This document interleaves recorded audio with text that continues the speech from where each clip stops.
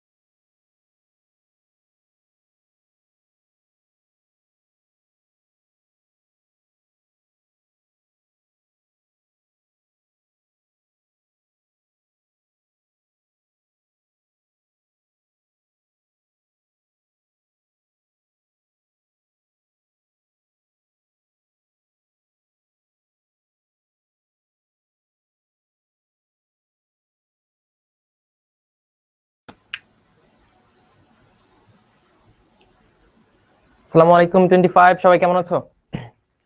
সবাই কেমন আছো? সবার পড়াশোনা কেমন যাচ্ছে আমাকে জানাও। ওয়ালাইকুম ওয়ালাইকুম আসসালাম, ওয়ালাইকুম আসসালাম। কেমন আছেন ভাইয়া? ওকে, আলহামদুলিল্লাহ আমি অনেক ভালো আছি। অনেক ভালো আছি আলহামদুলিল্লাহ। তোমরা কেমন আছো? তোমাদের ফ্যামিলি সবাই কেমন আছে? পড়াশোনা কেমন যাচ্ছে সেটা বলো। সাউন্ড প্রবলেম ভাই? সাউন্ড প্রবলেম হচ্ছে? না, সাউন্ড তো ক্লিয়ার থাকার কথা।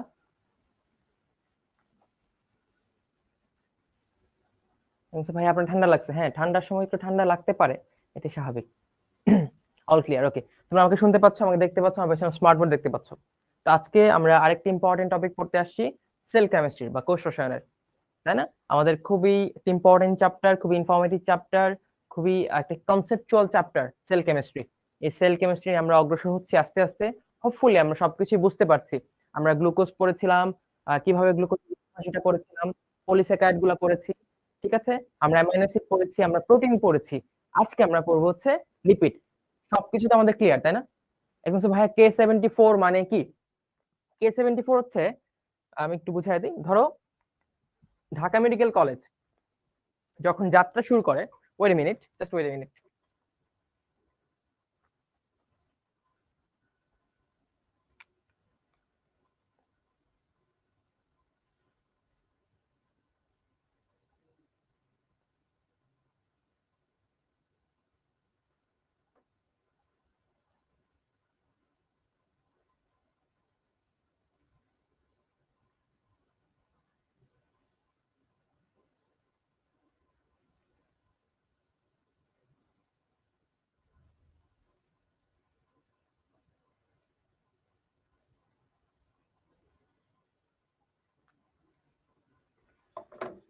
হ্যাঁ, তো যা বলছিলাম, K74 মানে কি?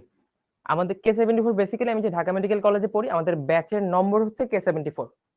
এখন 74 কেন?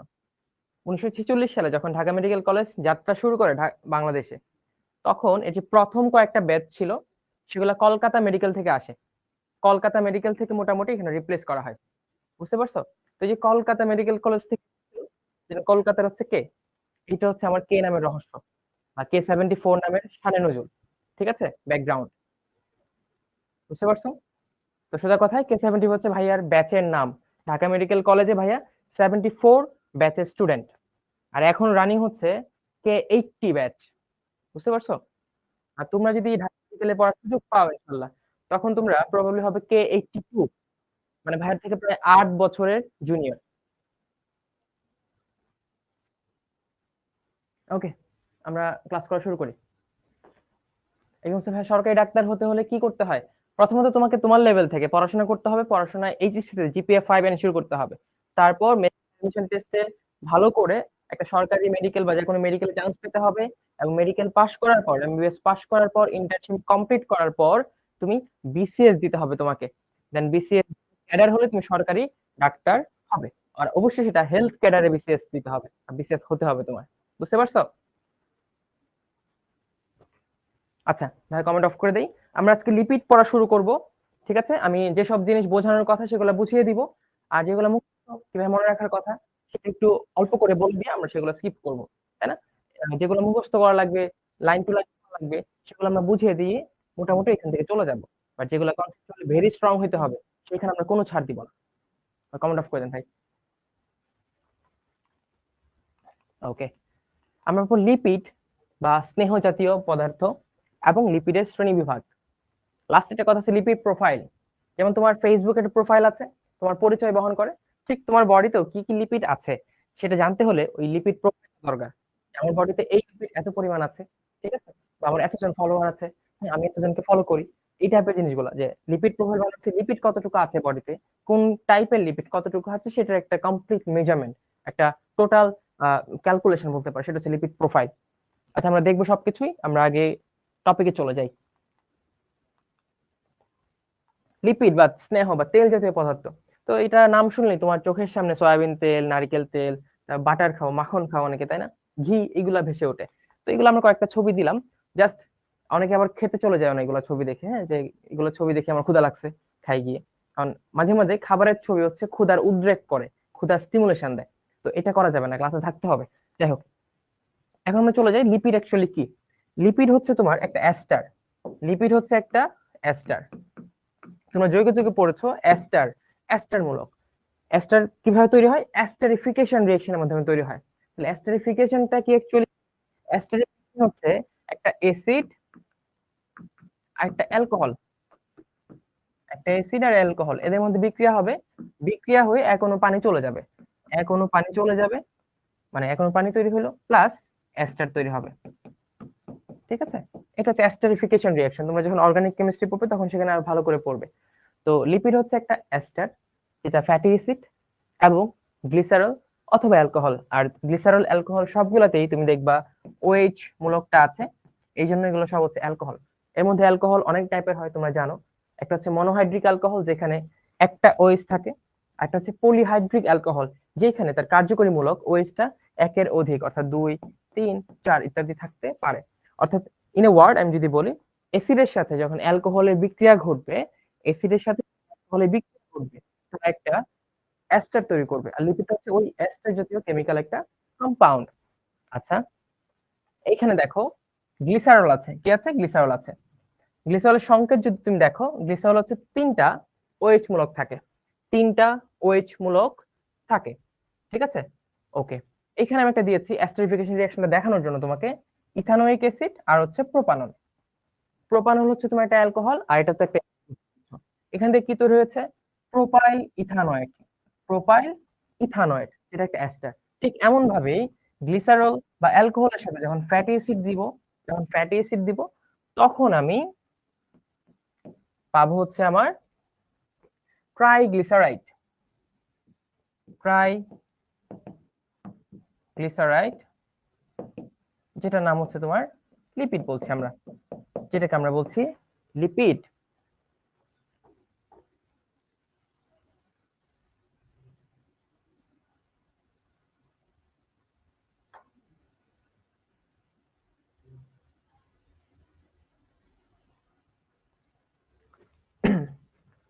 এই বুঝতে পারছো? কমেন্ট অন অন করেন।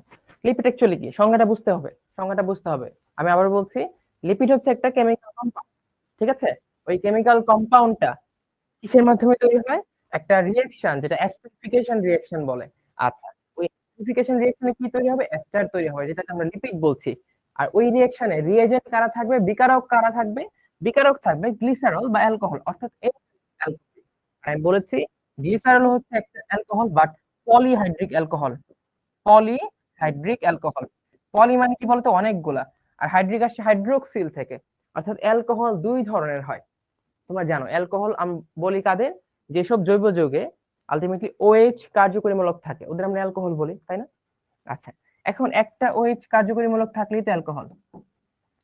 অনেক ক্ষেত্রে 2টা থাকতে পারে OH কার্যকরীমূলক, 3টা থাকতে পারে। এই OH কার্যকরীমূলক সংখ্যার উপর ভিত্তি করে অ্যালকোহল 2 রকমের হয়। একটা হচ্ছে মনোহাইড্রিক অ্যালকোহল, একটা হচ্ছে পলিহাইড্রিক অ্যালকোহল।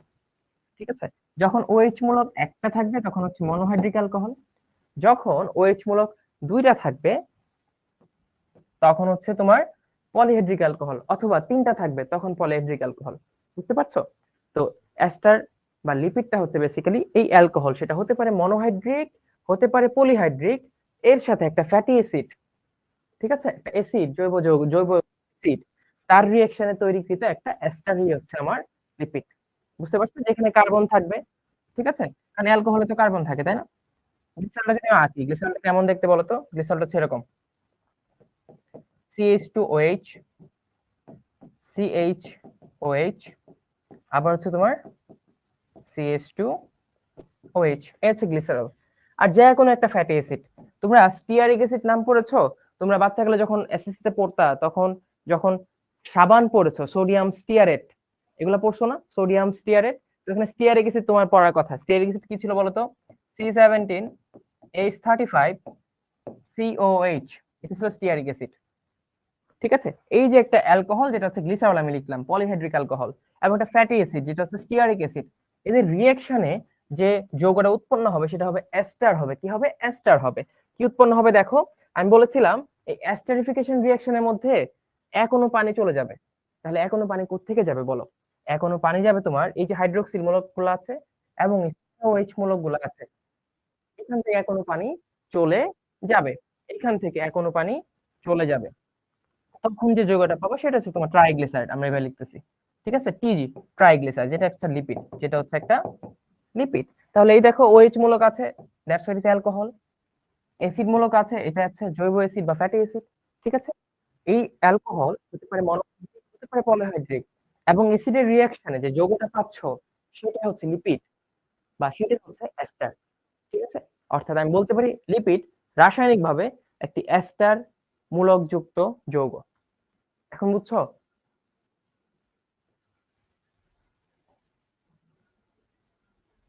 পানি বাই প্রোডাক্ট হিসেবে বের হয়ে যায়। ঠিক আছে, ওই পানি বের করে তুমি খেয়ে ফেলতে পারো, কোনো সমস্যা নাই, পানি তো পানি। আচ্ছা, কমেন্ট অফ করে দেন আবার।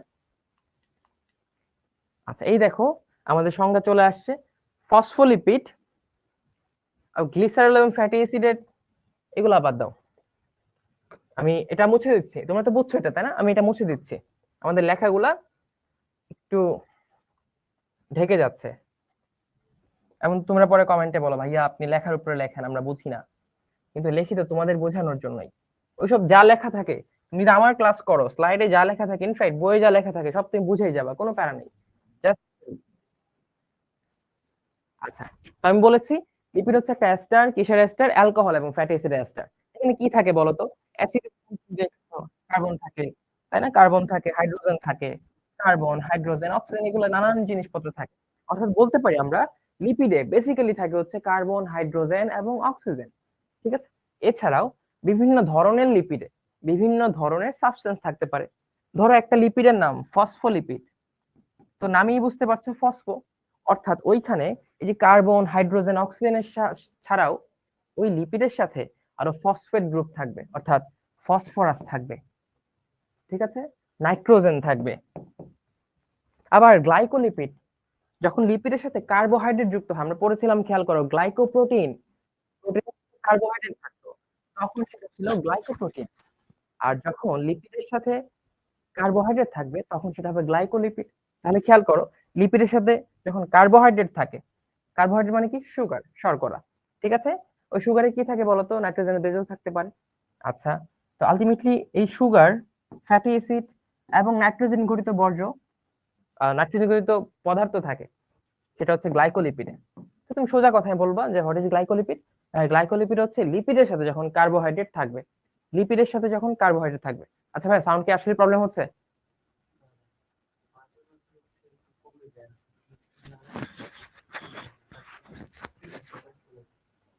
এখন দেখো তো সাউন্ড ক্লিয়ার কিনা? আমার গলা একটু ভাঙা, এই জন্য একটু প্রবলেম হতে পারে, বাট সাউন্ড রেটের প্রবলেম থাকার কথা না। আচ্ছা, কমেন্ট অফ করে দেন।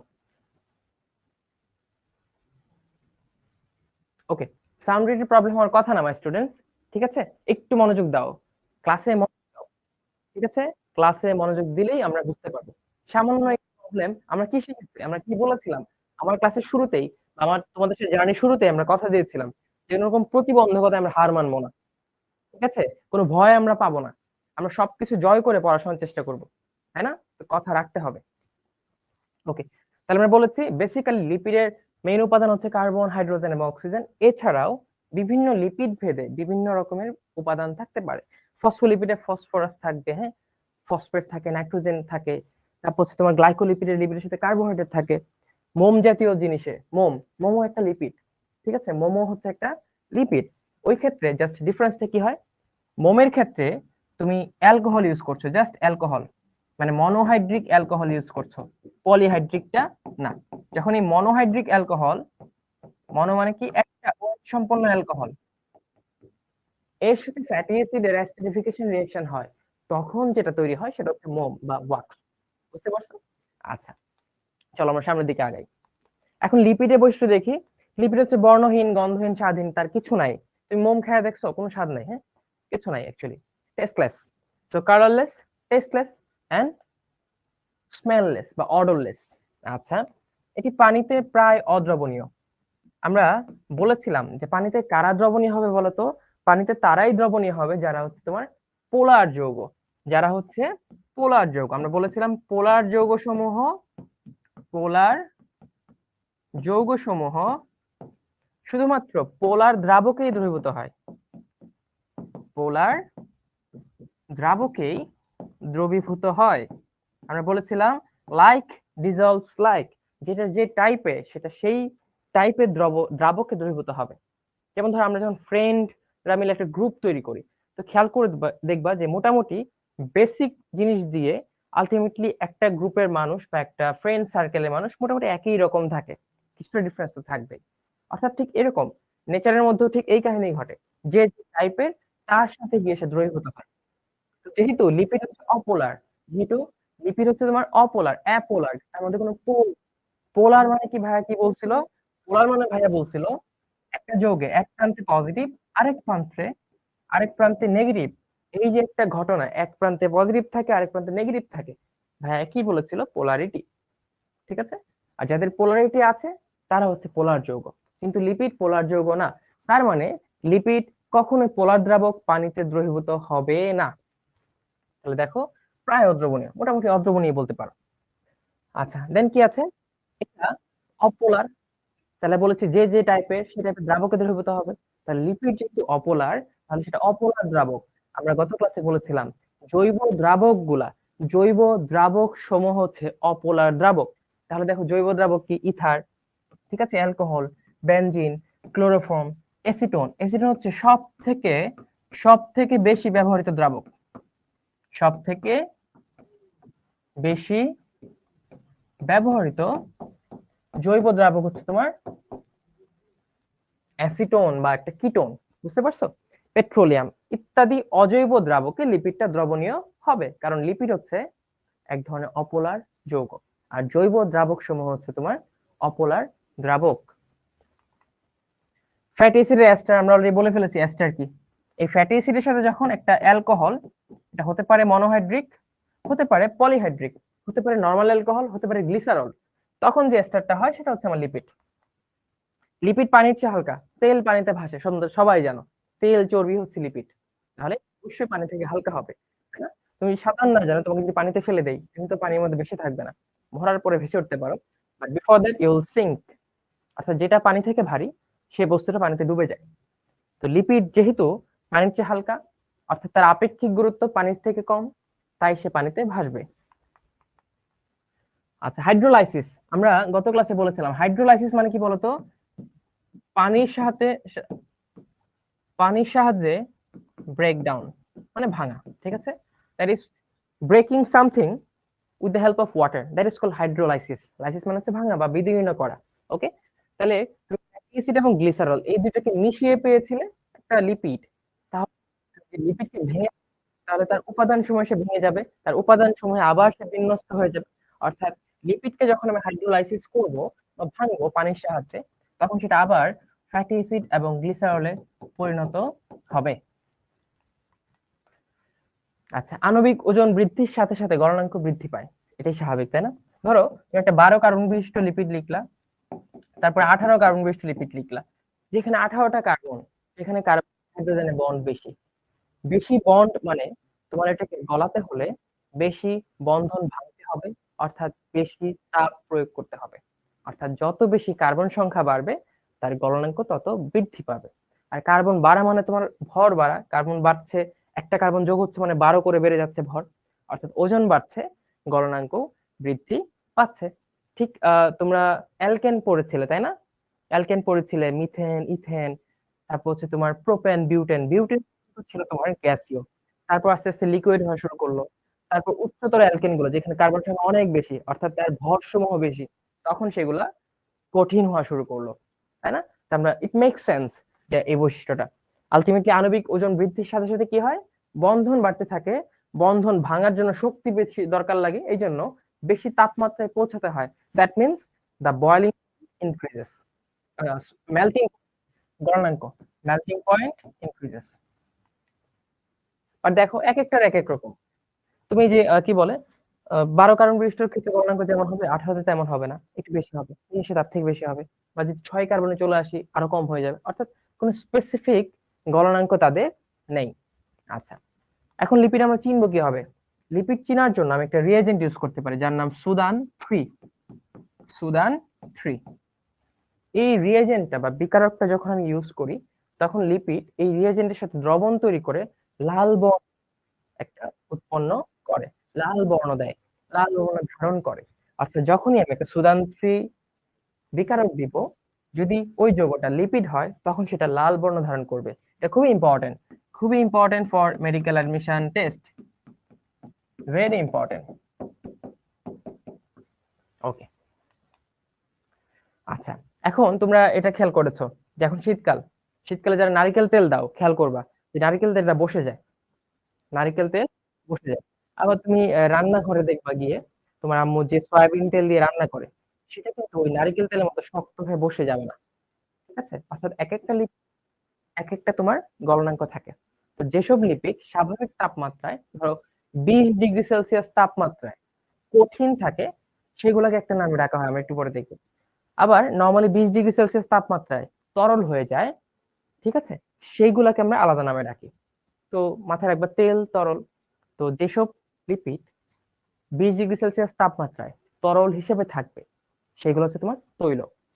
আবার যারা কঠিন হয়ে যাবে, এই গরুর মাংসের চর্বি যখন ঠান্ডা হলে জমে যায় তখন সেগুলোকে আমরা বলবো চর্বি। ঠিক আছে, এটা একটা টাইপ, স্নেহ জাতীয় দ্রব্যের একটা টাইপ, তেল এবং চর্বি। তেল কখন বলবো? যখন 20 ডিগ্রিতে তারা তরল থাকবে। আর চর্বি কখন বলবো? যখন 20 ডিগ্রিতে তারা হচ্ছে কঠিন থাকবে। ঠিক নারকেল তেল এখন ঠান্ডা, অনেক ঠান্ডা বলে দেখবো নারকেল তেল জমে যায়, কিন্তু সয়াবিন তেল জমে যাবে না। ঠিক আছে, আচ্ছা, এখন চলে আসি লিপিড শ্রেণী বিভাগ। তো রাসায়নিক গঠন অনুসারে লিপিড হচ্ছে 3 প্রকার। কি কি? সরল লিপিড, অর্থাৎ এইখানে লিপিড আর কিছু নাই, শুধু লিপিড, লিপিড। এটাকে তুমি যত ভাঙো না কেন, লিপিড ব্যতীত অন্য কোনো টাইপের জিনিস তুমি পাবা না। তুমি ফসফেট পাবা না, তুমি কার্বোহাইড্রেট পাবা না, ঠিক আছে, তুমি সালফার পাবা না, কিছু পাবা না। You will get only lipid by breaking down simple lipid. ঠিক আছে, অনেক সময় সিম্পল লিপিডকে তোমার নিউট্রাল লিপিডও বলা হয়। নিউট্রাল, সিম্পল বা সরল লিপিড বা নিউট্রাল লিপিড। ঠিক আছে, নানান নামে ডাকা হয়, এক একটা অনেক নাম থাকতে পারে।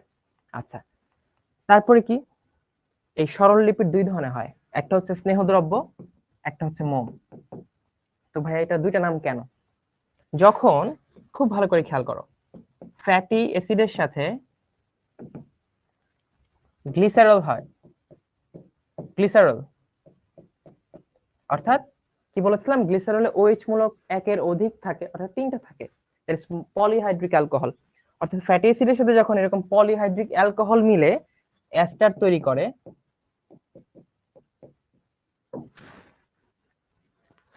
তৈরি করে, তখন সেটা হচ্ছে তোমার স্নেহদ্রব্য। আচ্ছা, তাহলে মোম কখন ভাই? মোম হচ্ছে ফ্যাটি অ্যাসিড থাকবে, কিন্তু এই গ্লিসারলটা হয়ে যাবে অ্যালকোহল, মানে মনোহাইড্রিক অ্যালকোহল হয়ে যাবে। এখানে OH মূলক থাকবে একটা, ধরো এরকম হয়ে গেল, এরকম, অথবা এরকম। দেখো খেয়াল করো, 2 জায়গায় কিন্তু OH মূলক একটা। কিন্তু গ্লিসারল যদি খেয়াল করো, গ্লিসারলে কি ছিল বলতো? CH2OH, CHOH বন্ধন ছিল, এটা এদের মাঝখানে এরকম। ঠিক আছে, খেয়াল করে দেখো, 1 2 তিনটা OH মূলক ছিল, অর্থাৎ পলিহাইড্রিক অ্যালকোহল। তো যখন ফ্যাটি অ্যাসিডের সাথে পলিহাইড্রিক অ্যালকোহল বা গ্লিসারলের এস্টারিফিকেশন রিঅ্যাকশন হয়ে এস্টার তৈরি বা লিপিড তৈরি হবে, তখন সেটা হচ্ছে স্নেহদ্রব্য। এখানে দেখো অনেকগুলা বন্ধন, অনেকগুলা হাইড্রোক্সিল মূলক, তাই 20 ডিগ্রি সেলসিয়াস বা স্বাভাবিক তাপমাত্রায় এটা তোমার থাকে, এটা পরে দেখবো, এটা টাইপ আছে। ওকে, মোম, মোম হচ্ছে শুধুমাত্র যখন মনোহাইড্রিক অ্যালকোহল থাকে, তখন ফ্যাটি অ্যাসিডের সাথে দেখো একটা হাইড্রোক্সিল মূলক যুক্ত একটা অ্যালকোহল, সেই মনোহাইড্রিক অ্যালকোহল যদি হয়, তখন ফ্যাটি অ্যাসিডের সাথে অ্যাস্টারিফিকেশন রিঅ্যাকশন এসে তৈরি করবে মোম। তাহলে ভাই এত কথা কেন বললো? ভাই এত কথা বললো যদি পরীক্ষায় আসে মোম কখন হবে, তখন যে তুমি দাগাইতে পারো মোম হবে যখন ফ্যাটি অ্যাসিডের সাথে মনোহাইড্রিক একটা হাইড্রোক্সিল মূলক যুক্ত অ্যালকোহলের অ্যাস্টারিফিকেশন রিঅ্যাকশন হবে। ঠিক আছে, এই জন্য ভাই এত কথা বললো। আর যখন পলিহাইড্রিক তখন কি হবে? স্নেহদ্রব্য হবে। ওকে, আবার খেয়াল করো, স্নেহদ্রব্য 2 রকমের, একটু আগে ভাইয়া বলে ফেলছে। এই যে একটা শক্ত হয়ে যায় ঠান্ডাতে, জমে যায়, আর একটা জমে না। ঠিক আছে, এটা হচ্ছে তোমার চর্বি এবং তেল। যখন স্বাভাবিক তাপমাত্রা অর্থাৎ 20 ডিগ্রি সেলসিয়াস, বইয়ের এটাই লেখা আছে, 20 ডিগ্রি সেলসিয়াসে যখন কোনো স্নেহদ্রব্য জমে যাবে, কঠিন হয়ে যাবে, ঠিক আছে, কঠিন হয়ে যাবে, ঠিক যেমন নারিকেল তেল যেদিন অনেক বেশি ঠান্ডা পড়ে, যখন 20-এর নিচে চলে আসে শীতকালে তাপমাত্রা, তখন দেখবা নারকেল তেল দেওয়ার আগে মারা হয়তো সূর্যালোকে রাখে অথবা চুলার পাশে রাখে, যাতে এটা গলে যায়, অর্থাৎ সেটা জমে যায় 20°C তাপমাত্রায়, সেটা হচ্ছে চর্বি।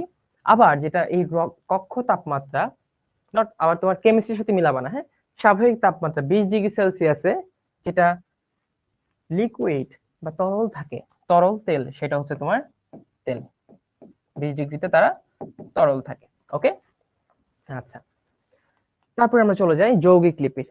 তো তোমরা যৌগ মানেই জানো, যৌগ মানে কি একাধিক পরমাণু বা একাধিক অণুর একটা মিশ্রণ, অর্থাৎ এখানে ডিফারেন্ট ভ্যারাইটি জিনিসপত্র থাকে। ওটা মতো একটা পিওর না যে সরললিপিড ভাঙলে শুধু একটা লিপিডই পাবো, এছাড়া দেয়ার বি নাথিং।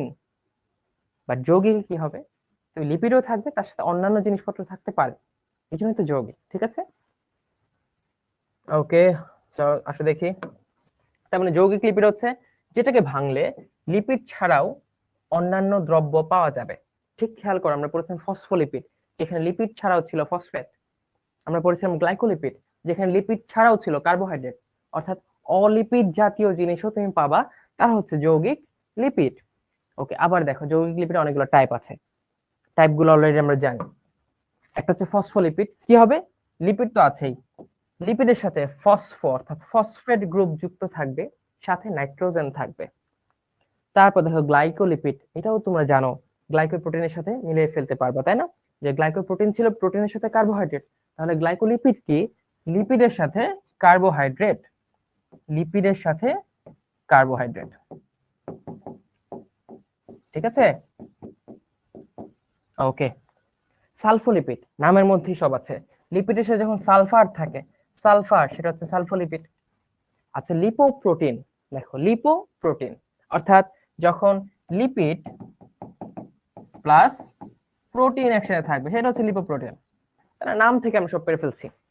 ওকে, এটা ছিল যৌগিক লিপিডের টাইপ। আচ্ছা, এখন হচ্ছে উদ্ভূত লিপিড। আমরা যেমন উদ্ভূত প্রোটিন পড়েছিলাম, অর্থাৎ এই যে সরল লিপিড বা যৌগিক লিপিড বা প্রোটিন গুলা ছিল সরল প্রোটিন, ঠিক আছে, যুগ্ম প্রোটিন, ওইগুলা নানান ভৌত অবস্থার পরিবর্তন বা রাসায়নিক প্রক্রিয়ায় পরিবর্তন করে আমরা নতুন এক ধরনের প্রোটিন পাইতাম, যেগুলোকে আমরা নাম দিয়েছিলাম প্রোটিন ডেরিভেটিভস বা উদ্ভূত প্রোটিন। ঠিক একই ভাবে এই যৌগিক লিপিড, সরল লিপিড, এদের ভৌত অথবা কেমিক্যাল চেঞ্জের মাধ্যমে যে লিপিড গুলো তৈরি হয়, সেগুলো হচ্ছে উদ্ভূত লিপিড। ঠিক আছে, ওরা কয় ধরনের আছে, 3 ধরনের। স্টেরয়েড, তোমরা নাম শুনেছো, ওষুধ হিসেবে অনেক ব্যবহার করা হয়। আবার যারা বডি বিল্ডিং করে, ওরাও স্টেরয়েড নেয়, বাট অবশ্যই সেটা চিকিৎসকের সুপারভিশনের আন্ডারে, বুঝছো। টারপিন এবং রাবার, এই তিনটা হচ্ছে তোমার উদ্ভূত লিপিড। রাবার তো ছিল টায়ার, তাই না, এই টায়ার সেই টায়ার। আর টারপিন বেসিক্যালি বার্নিশ করে না, কাঠের দোকানে দেখবা বার্নিশ করে, আর কিছু একটা নিয়ে খুব পাতলা বা লিকুইড একটা নিয়ে এটা নিয়ে ঘষে, চকচক করে, একটা স্পেশাল গন্ধ আছে ওইখানে গেলে, ওই বার্নিশের জন্য টারপিন ইউজ করা হয়। তো বেসিক্যালি উদ্ভূত লিপিড 3 ধরনের: steroid, terpene and rubber. So this is the classification of lipid according to chemical structure। উপরের কথাটা ভালো করে খেয়াল করতে হবে, কারণ আমরা জানি বিভিন্ন বেসিসে বিভিন্ন ভাগে ভাগ করা যায়, তাই না। প্রোটিনকে আমরা কাজের ভিত্তিতে ভাগ করেছিলাম, আকৃতির ভিত্তিতে ভাগ করেছিলাম, তারপর দ্রবণীয়তার ভিত্তিতে ভাগ করেছিলাম, অনেক ভাগ ভাগ করেছিলাম। আবার কি রাসায়নিক গঠন অনুসারে ভাগ করেছিলাম। রাসায়নিক গঠন অনুসারে কয় প্রকার ছিল লিপিড, প্রোটিন, দেখি তোমরা মনে করতে পারো কিনা। ভাই একটু কমেন্টটা অন করেন, তোমরা আমাকে বলো যে গঠন অনুসারে, কমেন্টটা অন করেন, গঠন অনুসারে প্রোটিন কয় রকমের ছিল। এই 2 রকমের, কে বলছে, তার মাইট দিব। গঠন অনুসারে কয় প্রকারের ছিল, তাড়াতাড়ি বলো রে ভাই।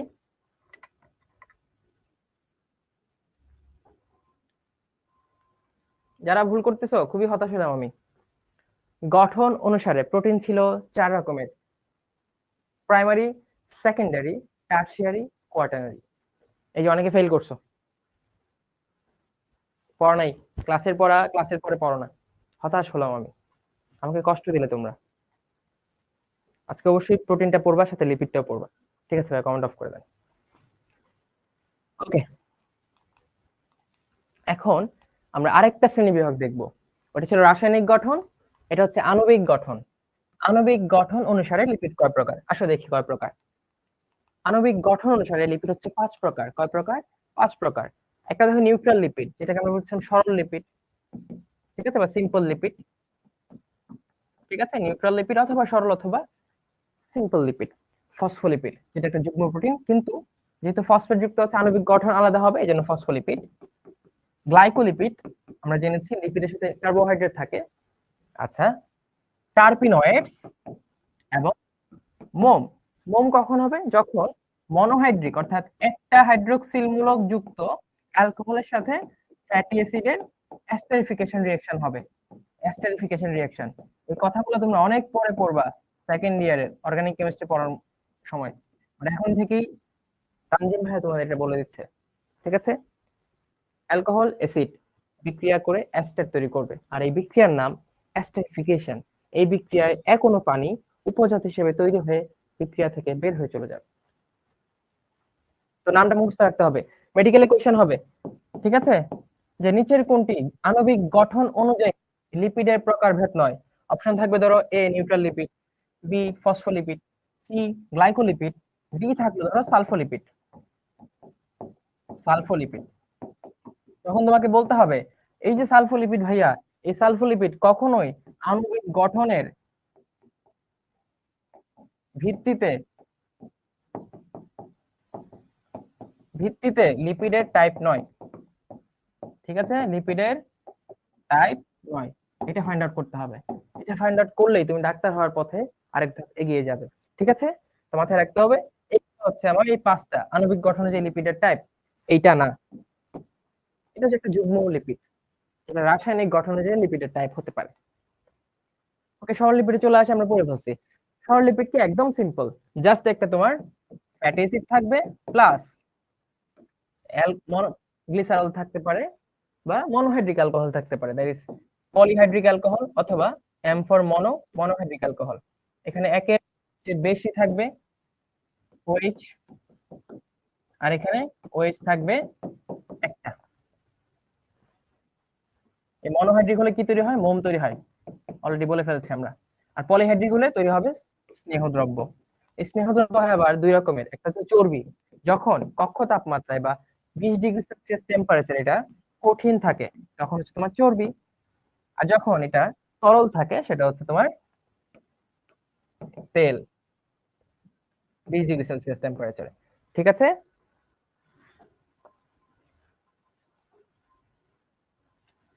আচ্ছা আচ্ছা, এখন ভাইয়া কেন কঠিন কেন তরল একটু বলে দিয়ে আসো। এটা বলে দেই, সেটা হচ্ছে তোমরা সম্পৃক্ত অসম্পৃক্ত পারো ভাইয়া? দেখি কমেন্ট অন করেন। Do you know what is saturated and unsaturated compound? সম্পৃক্ত আর অসম্পৃক্ত কি? তাহলে বলো সম্পৃক্ত কি? What is saturated compound? সম্পৃক্ত কি?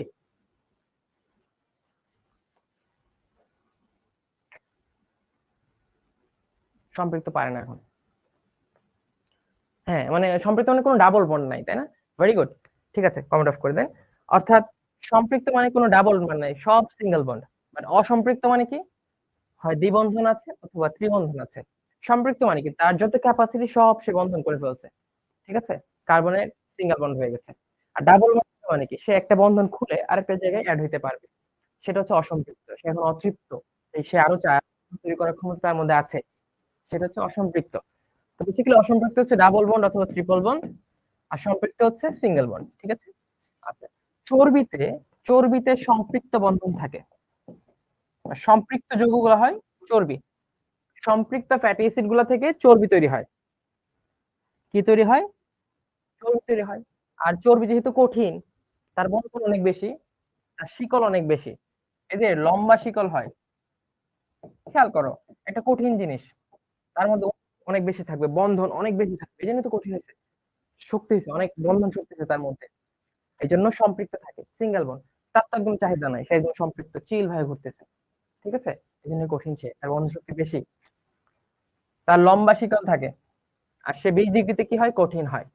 উদাহরণ করে জানতে হবে, তুমি তোমার বইয়ে দেখবা অনেক অনেক উদাহরণ আছে, যেমন চর্বি, উদ্ভিদ চর্বি হতে পারে, প্রাণীজ চর্বি হতে পারে, তারপর হচ্ছে তোমার পাম অয়েল, এগুলো আছে। উদাহরণগুলো অবশ্যই পড়ে নিতে হবে, বুঝছো?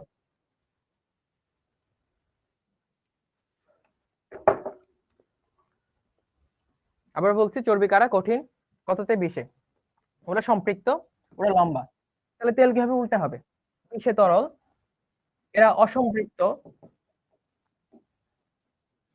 ঠিক আছে, ওরা এর থেকে একটু খাটো শিকল হয়, একটু খাটো শিকল হয়। আর উদাহরণ কি জিনিস বলতো, উদাহরণ হচ্ছে ভোজ্য তেল, যেটা আমরা খাই, সেগুলো হচ্ছে উদাহরণ, ভোজ্য তেল, এডিবল ওয়েল। আর এখানে ফ্যাটি অ্যাসিড গুলো কি থাকে বলতো, অনেক ধরনের, লিনোলিক, লিনোলেনিক বা অ্যারাকিনোয়েড, ঠিক আছে, অ্যারাকিনয়েড, লিনোলিক অথবা লিনোলেনিক, এই অনেক ধরনের অ্যামাইনো অ্যাসিড থাকে তেলে। আর ওইখানে অ্যামাইনো অ্যাসিড গুলো কি, প্রথমে যেটা ভাই বলতো, স্টিয়ারিক অ্যাসিড, পামিটিক অ্যাসিড, অলিক অ্যাসিড, ওইগুলো হচ্ছে তোমার চর্বির ফ্যাটি অ্যাসিড। বই সুন্দর করে আছে, বারবার বলছি, এইগুলা ভালো করে পড়ে ফেলতে হবে। সেট অফ করো না। আচ্ছা, তারপরে মোম, সঙ্গে ভাইয়া বলে ফেলছে, মোম অ্যাকচুয়ালি কি, মনোহাইড্রিক অ্যালকোহলের সাথে ফ্যাটি অ্যাসিডের এস্টার। আসলে লিখে দিই, রাজবাড়ির মতো বলে দেই।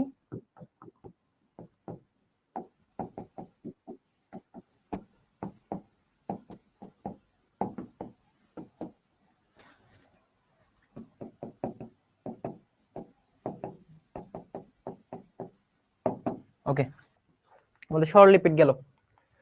এখন আমরা দেখি আরো একটু বিশ্লেষণ করি সরললিপিড নিয়ে। কমেন্ট অন করেন, দেখি ওরা কতটুকু বুঝে। আমাকে উত্তর দাও যে গ্লিসারলে কয়টা OH মূলক আছে, গ্লিসারলে কয়টা OH মূলক আছে, 3টা, ভেরি গুড। আচ্ছা, তাহলে যেহেতু 3টা OH মূলক, 3টা OH মূলকের সাথে বিক্রিয়া করতে হলে কয় অণু অ্যাসিড লাগবে বলতো, একটার সাথে একটা বিক্রিয়া করে, এক অণু OH এর সাথে এক অণু COH, তাহলে 3টা OH এর সাথে বিক্রিয়া করতে হলে অ্যাসিড লাগবে 3টা, অ্যাসিড লাগবে 3টা। এই দেখো, 3 অণু ফ্যাটি অ্যাসিড এক অণু গ্লিসারলের সাথে বিক্রিয়া করে তৈরি করে স্নেহদ্রব্য। যেহেতু 3, 3 মানে কি ট্রাই, 3 মানে কি ট্রাই, এইটা, এরা 3 অণু ফ্যাটি অ্যাসিড এবং এক অণু গ্লিসারল, যেখানে 3টা OH মূলক আছে, তারা বিক্রিয়া করে যে এস্টারটা তৈরি করে, যে লিপিডটা তৈরি করে, সেটাতে 3 অ্যাসিড থাকে এবং 3টা OH থাকে, তাই তো। আচ্ছা, যেটা তোমার H2O তৈরি করে ওরা ডিফর্ম হয়ে যায়, কিন্তু তৈরি হওয়ার সময় তো ওরা অবশ্যই 3টা অ্যাসিড এবং 3টা OH নিয়ে তৈরি হয়েছে, বিক্রিয়া করেই তৈরি হয়েছে। এই জন্য এদের বলা হয় ট্রাইগ্লিসারাইড বা নিউট্রাল লিপিড বা সরল লিপিড, ঠিক আছে। তাহলে তোমার কোশ্চেন হতে পারে ট্রাইগ্লিসারাইডের অপর নাম কি, তুমি যখন সুন্দর করে পরীক্ষা দাগায় আসবা, ট্রাইগ্লিসারাইড মানে হচ্ছে নিউট্রাল লিপিড। আচ্ছা, আর এটা কি আদ্র বিশ্লেষণ করা যাবে, হাইড্রোলাইসিস করা যাবে, কিসের মাধ্যমে, অ্যাসিড এবং ক্ষারের মাধ্যমে, এবং সেটা আদ্র বিশ্লেষিত হয়ে কি পাবা তুমি বলো তো, এই স্নেহদ্রব্য আদ্র বিশ্লেষিত হলে কি পাবা, সেম জিনিস, ফ্যাটি অ্যাসিড পাবা আর হচ্ছে গ্লিসারল পাবা, ঠিক আছে, কারণ তার উপাদান সময় এসে ভেঙে যাবে। আচ্ছা, স্নেহদ্রব্য ছিল 2টা টাইপ, চর্বি দেখো সম্পৃক্ত, কঠিন অথবা অর্ধ কঠিন হবে, এই দেখো বাটার, মাখন। তেল, এটা অসম্পৃক্ত, এরা তরল হবে কততে বলতো, 20°C তাপমাত্রায়। ওকে, এখন কাজ, কি, প্রথমত ফল এবং বীজে সঞ্চিত থাকে লিপিড, ফল এবং বীজে সঞ্চিত থাকে তোমার, কারণ লিপিড থেকে শক্তি তৈরি হওয়ার ক্ষমতা অনেক বেশি। 1 গ্রাম লিপিড থেকে, 1 গ্রাম লিপিড থেকে বুঝছো, 9.1 কিলো ক্যালোরি শক্তি উৎপন্ন হয়, 9.1, অনেক বেশি, চর্বি থেকে অনেক বেশি শক্তি উৎপন্ন হয়, ঠিক আছে। আর কার্বোহাইড্রেট শর্করা থেকে তোমরা জানো 4.18 বা 4.2 কিলো ক্যালোরি পার গ্রাম। আচ্ছা,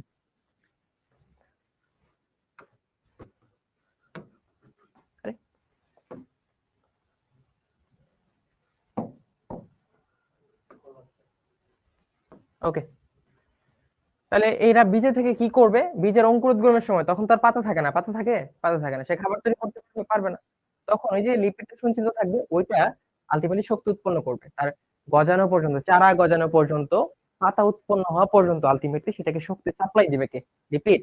কারণ তখন পাতা তৈরির আগে বা সবুজ অঙ্গ তৈরির আগে বা ক্লোরোফিল বডিতে আসার আগে সে তো ফটোসিনথেসিস বা সালোক সংশ্লেষণ করতে পারছে না, কিন্তু খাবার যদি না থাকে, বীজ থেকে চারা, তাই না, তখন ওই টাইমটাতে তার শক্তি এবং খাবার সাপ্লাই দিয়ে কে বলতো, লিপিড, যেটা তার বীজে সঞ্চিত ছিল। ওকে, এখন এই যে চর্বি এবং তেলের পার্থক্য দেখো, আমি ভাইয়া সবকিছু বলে দিয়েছে, সবকিছু বলে দিয়েছে। দেখো চর্বিগুলো তার গলনাঙ্ক অনেক বেশি থাকে, প্রায় 70 ডিগ্রি সেলসিয়াস তাদের গলনাঙ্ক থাকে, তাই না? এই জন্যই তো কঠিন থাকে তাপমাত্রায়। আর তেলগুলা দেখো গলনাঙ্ক মাত্র 5 ডিগ্রি সেলসিয়াসের কাছাকাছি, এই জন্য স্বাভাবিক তাপমাত্রায় তারা তরল থাকে। উদাহরণগুলো খুবই তোমার বইয়ে 5 স্টার দিয়ে রাখবা, যে ভাই বলছে এটা 5 স্টার, এটা বোর্ডের জন্য, অ্যাডমিশনের জন্য, সব জায়গায় 5 স্টার উদাহরণগুলা। কোনটা সম্পৃক্ত কোনটা অসম্পৃক্ত, ঠিক আছে, কোনটা লম্বা শিকল কোনটা খাটো শিকল।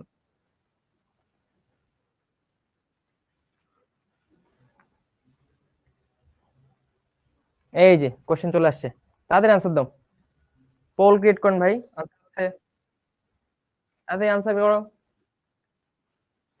ক্লাসে সব পড়া হয়ে যাবে, আর ক্লাসে ভাইয়ের কথা শুনতে হবে, হ্যাঁ, আর মনোযোগ দিতে হবে, মাঝে মাঝে বইয়ের দিকে তাকাতে হবে, ভাই কি পড়াচ্ছে, ভাইকে আমাদের ভুল পড়াচ্ছে না তো, দেখি তো বইটা একটু চেক করি, দেখবা।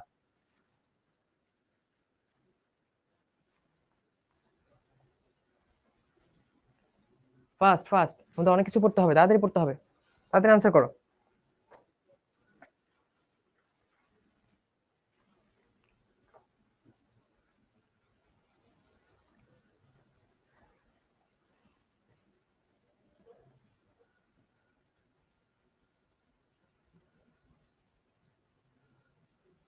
কোনো সমস্যা? ওকে, এই যে আমাদের চলে আসছে ওপি, সুমাইয়া, আহ মনো, আচ্ছা নির্ভীক, রৌনক, মরিয়ম, শামসুজ্জামান, জুই, নাফিস, জারিফ, কংগ্রেচুলেশন, তোমরা সঠিক উত্তর দিয়েছো। The correct answer is a, 10 থেকে 20 ডিগ্রি সেলসিয়াস। ঠিক আছে, 20 থেকে 30 না, আপার লিমিট, আমরা লোয়ার লিমিটে থাকবো। ওকে, এখন আমরা ট্রাইগ্লিসারাইডে চলে আসি। ট্রাইগ্লিসারাইড কি ভাই অলরেডি বলে ফেলছে। ট্রাইগ্লিসারাইড হচ্ছে এই যে তিনটা হাইড্রোক্সিল, 1 2 3, এই তিনটা হাইড্রোক্সিল মূলক যুক্ত যে পলিহাইড্রিক অ্যালকোহল, এর সাথে ফ্যাটি ফ্যাটি অ্যাসিডটা হতে পারে আনস্যাচুরেটেড বা অসম্পৃক্ত, ঠিক আছে, হতে পারে স্যাচুরেটেড বা সম্পৃক্ত। দেখো কার্বন কার্বনের মধ্যে ডাবল বন্ড নাই, এটা সম্পৃক্ত, এখানে ডাবল বন্ড আছে, এই জন্য অসম্পৃক্ত। এখানে ছোট একটা কথা দেখবা, ওমেগা এন, এটা কি ভাইয়া, ওমেগা এনটা কি, এটা তোমার একটু যে বলে দিই, ইন্টারেস্টিং জিনিস, ঠিক আছে। তুমি যদি মেডিকেল পড়ার মতে, তখন ফার্স্ট ইয়ারে বায়োকেমিস্ট্রি বলে একটা সাবজেক্ট আছে, ওইখানে তুমি ওমেগা 3 ওমেগা 6 ওমেগা নাম্বারিং কিভাবে করা হয় এগুলো অনেক ডিটেইলস আলোচনা করবে, বাট এখন বেসিকটা নিয়ে যাও। বেসিকটা হচ্ছে, যেহেতু ফ্যাটি অ্যাসিড, তাহলে তার কার্যকরী মূলক থাকে একটা সিওএইচ, তাই না? আর তুমি জানো এসিড কার্যকরী মূলক যখন থাকে, তখন আমরা নাম্বারিং কোথা থেকে করি বলতো, যেখানে অ্যাসিডটা যুক্ত থাকে সেইখান থেকে নাম্বারিং করি। তাহলে এখানে যেহেতু অ্যাসিডটা আছে, নাম্বারিং হবে এখান থেকে 1 2 3, বুঝছো, 1 2 3। অ্যাসিডের যে প্রান্তে থাকবে বা অ্যাসিড কার্যকরী মূলকের অবস্থান যে প্রান্তে থাকবে, তার বিপরীত প্রান্তকে বলা হয় ওমেগা এন্ড। ওমেগা হচ্ছে এটা, এই যে ওমেগা, তাহলে অ্যাসিড যে প্রান্তে থাকে তার বিপরীত প্রান্তকে বলা হয় ওমেগা প্রান্ত বা ওমেগা এন্ড। এখন তোমাদের বই তোমরা দেখছো না ওমেগা 3 ওমেগা 6 ফ্যাটি অ্যাসিড, কোনদিন কি মনে কোশ্চেন যাচ্ছে যে হচ্ছে ভাই কেন ওমেগা 3 ওমেগা 6? হ্যাঁ, কমেন্ট অন করেন, হ্যাঁ কমেন্ট অন, আপনি একটু এইদিকে, কোশ্চেন কি যাচ্ছে কেন ওমেগা 3 কেন ওমেগা 6? এই যে আজকে তুমি আনসারটা পেয়ে যাবে। তখন আমরা বললাম ওমেগা হচ্ছে কার্যকরী মূলক যেখানে থাকে তার অপোজিট যে প্রান্ত সেটা হচ্ছে ওমেগা এন্ড। আচ্ছা, এখন এই ওমেগা এন্ড থেকে তুমি কাউন্ট করবা 1 2 3 4। তাহলে খেয়াল করো 3 এবং 4 নম্বর কার্বনের মাঝখানে এখানে ডাবল বন্ড আছে না, 3 এবং 4-এর মধ্যে,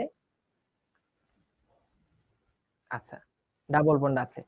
তাহলে ওমেগা 3 মানে ওমেগা প্রান্ত থেকে কাউন্ট করা শুরু করলে 3 নাম্বার কার্বনে গিয়ে তুমি ডাবল বন্ডটা পাবা, সেটা হচ্ছে ওমেগা 3, সেটা হচ্ছে ওমেগা 3, ঠিক আছে। আসলে লিখে দেই, কার্যকরী মূলকের বিপরীত প্রান্ত হচ্ছে ওমেগা, ঠিক আছে, ওমেগা প্রান্ত। আর ওমেগা 3 মানে কি, এই ওমেগা 3 মানে তুমি ওমেগা প্রান্ত থেকে কাউন্ট করা শুরু করলে, গণনা করা শুরু করলে, তখন ওমেগা প্রান্ত থেকে গণনা করা শুরু করার পর তুমি দেখলে আর 1 2 3 নাম্বার কার্বন হচ্ছে ডাবল বন্ড, এটা হচ্ছে ওমেগা 3। তাহলে ওমেগা 6 মানে কি বলতো?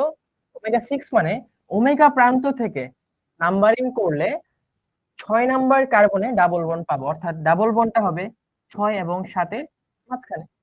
কারণ আমরা যে দুইটা কার্বনের মধ্যে ডাবল বন্ড থাকে তার নিচের সংখ্যাটা লিখি, ঠিক আছে, নিচের সংখ্যাটা লিখি।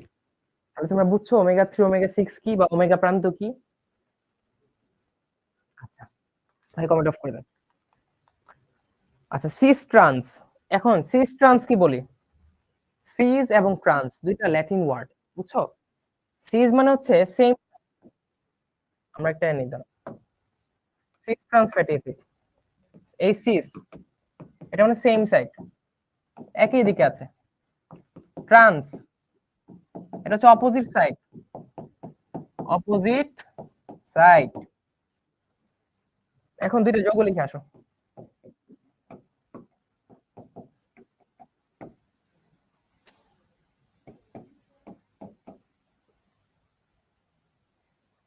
এটা একটা লিখলাম আর একটা ধরে এটা লিখলাম।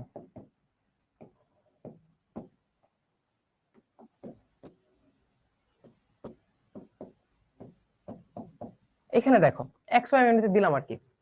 খেয়াল করো দ্বিবন্ধন যুক্ত যে যৌগটা আছে এটার দ্বিবন্ধনের এই পাশ কোনো কমিউনিকেশন নাই, কোনো কমিউনিকেশন নাই, তারা শুধু এই পাশে এই পাশে কমিউনিকেশন করতে পারে। অর্থাৎ সেম দুইটা এইচ এই তার এক পাশে, এটার এক পাশে দুইটা এইচ। দেখো এই যে এটা মধ্যতল হলে সব দুইটা এইচ হচ্ছে মধ্যতল উপরের দিকে। আবার এখানে দেখো এটা যদি মধ্যতল হয় একটা এইচ উপরে আর একটা এইচ হচ্ছে নিচে, মানে একটা এইচ হচ্ছে একই পাশে, একই পাশে। দেখো এটা মধ্যতল হলে এটার একই পাশে হচ্ছে এইচ দুইটা। আবার যদি এটা মধ্যতল হয় তখন এক পাশে এইচ, তার বিপরীত পাশে আরেকটা এইচ। এটা হচ্ছে সিস ট্রান্স। যখন দ্বিবন্ধনের আবদ্ধ দুইটা কার্বন মূলকে বা কার্বন পরমাণুর যে কোনো একটা মূলক বা যে কোনো দুইটা মূলক সমজাতীয় মূলকটা একই দিকে থাকবে, তারা হচ্ছে সিস, সেম সাইড। যখন মূলক বিপরীত দিকে থাকবে তারা হচ্ছে ট্রান্স বা অপোজিট বা বিপরীত। খেয়াল করে এখানে CH2 5 CH2 7 OH, এই যে দুইটা মূলক একই পাশে, দুইটা মূলক হচ্ছে একই পাশে। আবার এখানে খেয়াল করো একটা মূলক এই পাশে আর একটা মূলক এই পাশে, বুঝছো? এইটা হচ্ছে তোমার সিস ট্রান্স। সোজা কথায় সিস মানে হচ্ছে ভাই সেম সাইডে, যখন মূলক গুলা সেম সাইডে থাকে তখন হচ্ছে সিস, যখন মূলক গুলা বিপরীত সাইডে থাকে ভাই, ঠিক আছে? স্বরলিপি থেকে আরো দেখো, এটা আমরা বলে ফেলছি, ফ্যাটি অ্যাসিডের সাথে যখন ট্রাইহাইড্রিক অ্যালকোহলের পরিবর্তে ট্রাইহাইড্রিক কি হবে? মনোহাইড্রিক হবে। খেয়াল করো মনোহাইড্রিক মানে একটা OH যুক্ত অ্যালকোহল, তখন সেটা হবে মোম, তখন সেটা হবে মোম। এই দেখো এটা হচ্ছে একটা মোমের স্ট্রাকচার। মোমে এরকম অনেকগুলা কার্বন থাকতে পারে, হ্যাঁ 24 থেকে 36টা কার্বন থাকতে পারে, 24 থেকে 36টি কার্বন সমৃদ্ধ মোম হতে পারে। মোমের কাজ কি ভাই? মোমের কাজ হচ্ছে উদ্ভিদের পাতার উপরে মোম থাকে, কিউটিকল আবরণ তোমরা পড়েছো, এটা একটা মোম জাতীয় পদার্থ। এটা কি করে? এটা উদ্ভিদ থেকে পানি বেশি লিক না হয়ে যায়, অর্থাৎ প্রস্বেদন খুব বেশি পরিমাণে যাতে না হয়, পানি খুব বেশি পরিমাণে যাতে বের না হয়ে যায়, সেটাকে প্রিভেন্ট করে হচ্ছে তোমার এই মোমের আস্তরণ। আচ্ছা, তারপর হচ্ছে কোষ প্রাচীরের গঠনে হেল্প করে। তোমরা পড়েছো কোষ প্রাচীর তিনটা লেয়ার থাকে, মধ্যপর্দা, প্রাইমারি প্রাচীর, সেকেন্ডারি প্রাচীর। অনেক সময় ওই লেয়ার গুলোর মধ্যে মোমও তোমার জমে। মোমবাতি তৈরিতে, এটা তো আমরা জানি। প্রসাধন শিল্পে যেমন লিপস্টিক, লিপস্টিকের প্রধান উপাদান হচ্ছে মোম। তাহলে প্রসাধনী বা কসমেটিকে আমরা মোমের ব্যবহার পাচ্ছি। এখন চলে আসি যৌগিক লিপিড, এগুলো আমরা পড়ে ফেলছি। ফসফোলিপিড মানে লিপিডের সাথে ফসফেট থাকবে, লিপিড প্লাস ফসফেট, ঠিক আছে, ফসফেট থাকলো, নাইট্রোজেনও থাকবে। গ্লাইকোলিপিড মানে লিপিড প্লাস শর্করা।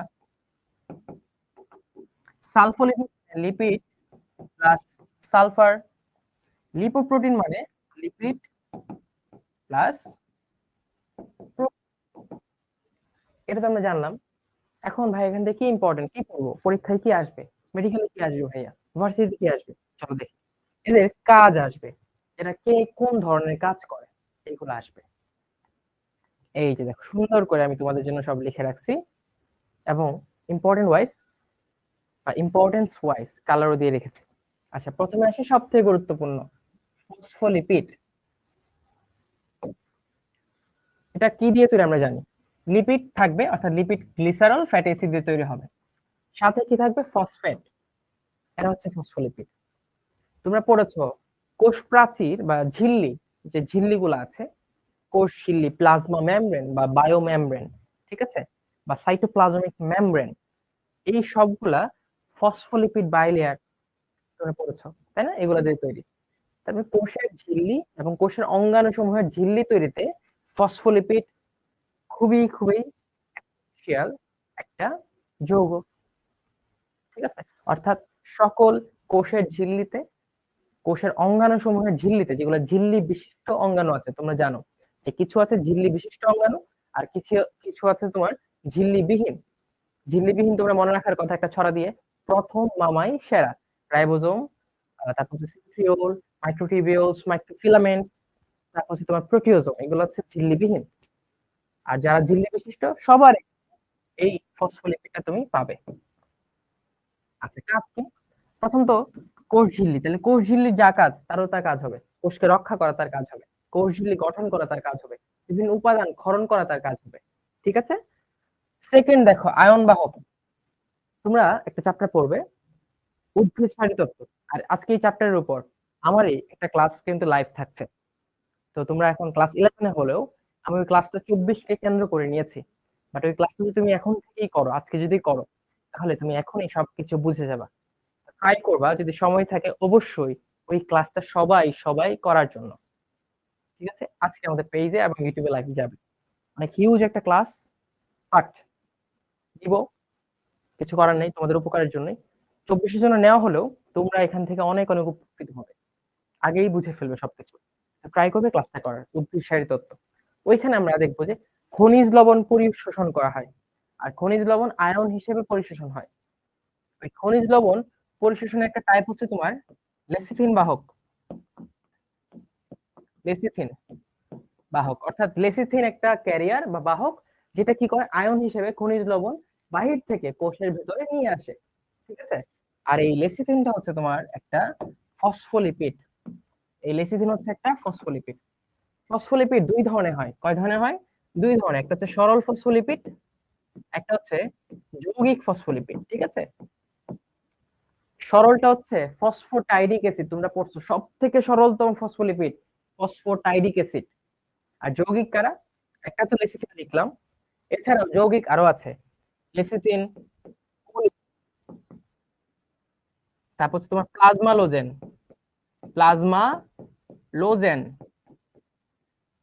তারপর হচ্ছে সেফালিন, এই সবগুলা হচ্ছে তোমার সেফালিন, ঠিক আছে।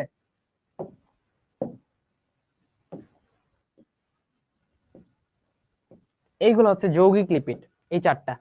আর সরল লিপিড কোনটা, সরল লিপিড ভাই বললো ফসফোটাইডিক অ্যাসিড, ফসফোটাইডিক অ্যাসিড, ঠিক আছে, ফসফোটাইডিক অ্যাসিড। তো এই ফসফোলিপিডটা কি করে, সেটা সরল হতে পারে, যৌগিক হতে পারে। যৌগিক গুলা কি করে, খনিজ লবণ আয়ন হিসেবে পরিশোষণে হেল্প করে, আয়নের বাহক হিসেবে হেল্প করে, তারা আয়ন বহন করে কোষের ভেতরে নিয়ে আসে, ঠিক আছে। এটা কারা, ফসফোলিপিড। ওকে, তারপর দেখো রক্ত জমাট বাঁধতে হেল্প করে। এখন রক্ত জমাট বাঁধতে কি হেল্প করে, অনুচক্রিকা। অনুচক্রিকার মধ্যে অনেক ফসফোলিপিড থাকে, এগুলা কি করে, রক্ত জমাট বাঁধতে হেল্প করে। রক্ত জমাট বাঁধার জন্য বিভিন্ন ফ্যাক্টরি গুলো থাকে, সেগুলোকে অ্যাক্টিভ করে, সক্রিয় করে। তখন ওই যারা রক্ত জমাট বাঁধার জন্য দায়ী তারা সক্রিয় হয়। তারা কোনো অংশ যদি আলটিমেটলি কেটে যায়, রক্তনালী ফেটে যায়, তখন ওই অংশে গিয়ে তারা রক্তকে জমাট বাঁধায়, ঠিক আছে, যাতে ওই অংশ রিপেয়ার হয়ে যায় আর যাতে রক্তপাত বেশি না হয়। আর ওইটার একটা অন্যতম উপাদান হচ্ছে অনুচক্রিকায় থাকা ফসফোলিপিড। তাহলে এই ফসফোলিপিড কি করে, রক্ত জমাট বাঁধতে হেল্প করে। আচ্ছা, তোমরা এখানে আরেকটা ওয়ার্ড দেখবা, সেটা হচ্ছে প্রস্থেটিক গ্রুপ। প্রস্থেটিক কি? অনেক সময় তোমরা দেখবা অনেক সিনেমায় নায়করা অনেক অনেক কস্টিউম ইউজ করে, তো চেহারা পাল্টে ফেলা হয়, ঠিক আছে, ইয়া বড় বড় দাঁত লাগানো হয়, ইয়া বড় ঘুড়ি লাগানো হয়, ঠিক আছে, বা মাথা না টাক করেও মাথা টাকের মতো দেখানো হয়। অর্থাৎ বিভিন্ন জিনিস তারা ইউজ করে টু ডিসগাইজ দেমসেলভস। তো প্রস্থেটিক মানে হচ্ছে অ্যাকচুয়াল, যেটা নিজের না, আদার এন্ড থেকে আর্টিফিশিয়াল জিনিস যেটা অ্যাড করা থাকে, ওটা হচ্ছে প্রস্থেটিক। তো প্রস্থেটিক হিসেবে আর্টিফিশিয়াল জিনিসটা বা অন্যান্য জিনিসটা মূল জিনিসের সাথে লাগানোর জন্য ফসফোলিপিড ইউজ করা হয়, যেটাকে আমরা প্রস্থেটিক বলি। মনে রাখতে পারো যেটা আমার নিজের না, আমি ডিসগাইজ করার জন্য, ছদ্মবেশ ধারণ করার জন্য একটা ইয়া বড় ঘুড়ি লাগাইলাম, ইয়া লম্বা লম্বা দাঁত লাগাইলাম, দাড়ি লাগাইলাম, সেগুলো হচ্ছে আমার প্রস্থেটিক। আচ্ছা, বিভিন্ন যৌগে সাইড যৌগ হিসেবে ওই যৌগকে মডিফাই করার জন্য, ওই যৌগের চেহারা পরিবর্তন করার জন্য কিছু গ্রুপ থাকে, সেটা হচ্ছে প্রস্থেটিক গ্রুপ। আর ফসফোলিপিড গুলো ওই প্রস্থেটিক গ্রুপ হিসেবে কাজ করে, ঠিক আছে। আর যেহেতু কোষ ঝিল্লি তৈরি করে, কোষ ঝিল্লি কি করে, একটা কোষে তার একটা কোষের পরিবহন নিয়ন্ত্রণ করে।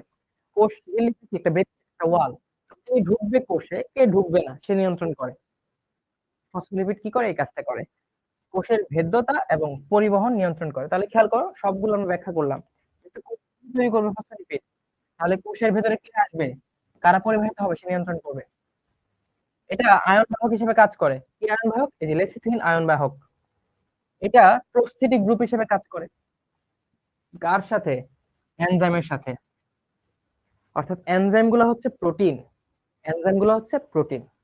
আমরা পড়বো প্রোটিনের সাথে কি আছে, দেখো একটা লিপিড আছে যেটা নিজের না, এই যে একটা আর্টিফিশিয়াল এক্সট্রা জিনিস নিয়ে আসলাম, এটা হচ্ছে প্রস্থেটিক। এই প্রস্থেটিক গ্রুপ হিসেবে ফসফোলিপিড ব্যবহার করা হয়। আর কি, রক্ত জমাট বাঁধতেও ফসফোলিপিড ব্যবহার করা হয়। অণুচক্রিকায় ফসফোলিপিড থাকে, যেটা কি করে, রক্ত জমাট বাঁধতে হেল্প করে, অণুচক্রিকার কাজটাকে ইজি করে দেয়। এবং রক্ত জমাট যারা বাঁধায়, সেই ক্লটিং ফ্যাক্টর, সেই ফ্যাক্টর গুলাকে তারা সক্রিয় করে। আচ্ছা, একটা নাম আছে, কঠিন নাম আমি বলতে যাচ্ছি না, আচ্ছা বলে দিই। ফসফেটাইডিল সেরিন, এই যে এটা লিখতে পারো, ফসফোটাইডিল সেরিন, ফসফোটাইডিল সেরিন, PHOSPHOTIDYL ফসফোটাইডিল সেরিন, একটা ফসফোলিপিড টাইপের কম্পাউন্ড, যেটা তোমার রক্ত জমাট বাঁধতে হেল্প করে, বুঝছো? আচ্ছা, আমরা আবার আমার পরে ফিরে আসি। দেন গ্লাইকোলিপিড, কার্বোহাইড্রেট। যেহেতু কার্বোহাইড্রেট, কার্বোহাইড্রেট কই তৈরি হয় বলো তো, শর্করা কই তৈরি হয়? ক্লোরোপ্লাস্টে তৈরি হয়। তাহলে দেখো, এরা ক্লোরোপ্লাস্টের মেমব্রেনে থাকবে, এবং যে জায়গায় ফটোসিনথেসিস বা সালোক সংশ্লেষণ হবে, সেই সব অঙ্গে থাকবে গ্লাইকোলিপিড। এটা খুব ইম্পর্টেন্ট, আমি রেড মার্ক দিয়েছি। সূর্যমুখী, তুলার বীজে অনেক অনেক গ্লাইকোলিপিড পাওয়া যায়, এবং প্রথম গ্লাইকোলিপিড ওইখান থেকে শনাক্তকরণ করা হয়। কাজ কি হবে, যেহেতু কার্বোহাইড্রেট ফটোসিনথেসিস অঙ্গে থাকবে, অঙ্গের ঝিল্লি হিসেবে থাকবে, ফটোসিনথেসিসে হেল্প করবে এবং খাবারকে সঞ্চিত রাখবে। ওকে, সালফোলিপিডে চলে আসি। সালফার থাকবে, এটা কই থাকে? এটা শুধুমাত্র ক্লোরোপ্লাস্টে থাকে, শুধুমাত্র ক্লোরোপ্লাস্টে থাকে। ক্লোরোপ্লাস্টের বাহিরে সালফোলিপিড থাকে না। আর যদি কোশ্চেন হয় নিচের কোনটি ক্লোরোপ্লাস্টে সব থেকে বেশি থাকে, সব থেকে বেশি থাকে হচ্ছে তোমার গ্লাইকোলিপিড, সবচেয়ে বেশি। দেখো, সবচেয়ে বেশি কোথায়? সবচেয়ে বেশি ক্লোরোপ্লাস্টে থাকে গ্লাইকোলিপিড।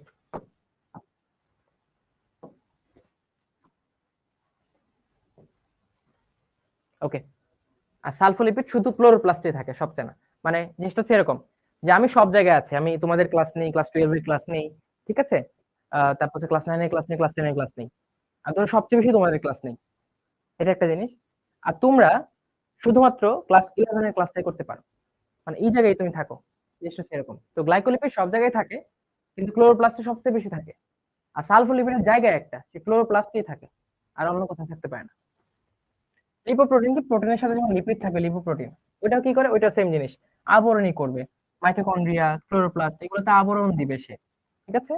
এবং ইলেকট্রন ট্রান্সপোর্ট চেইন, ইটিএস বা ইটিসি, ইলেকট্রন ট্রান্সপোর্ট সিস্টেম বা ইটিএস, ইলেকট্রন ট্রান্সপোর্ট চেইন বা ইটিসি, যেটা শ্বসনের একটা ধাপ, সবাত শ্বসনের 4 নম্বর ধাপ হচ্ছে এটা, তোমরা জানো। ওইখানে একটা জিনিস থাকে, ইউবি কুইনন। কি থাকে? UV quinone. এইভাবে লিখে ইউবি কুইনন।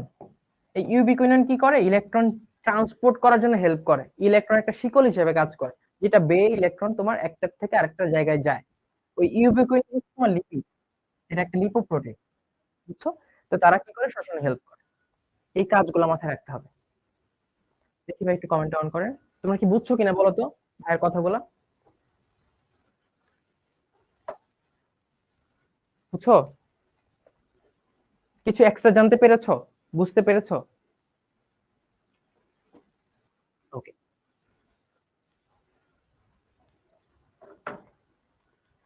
আচ্ছা আমরা নেক্সটে চলে যাই।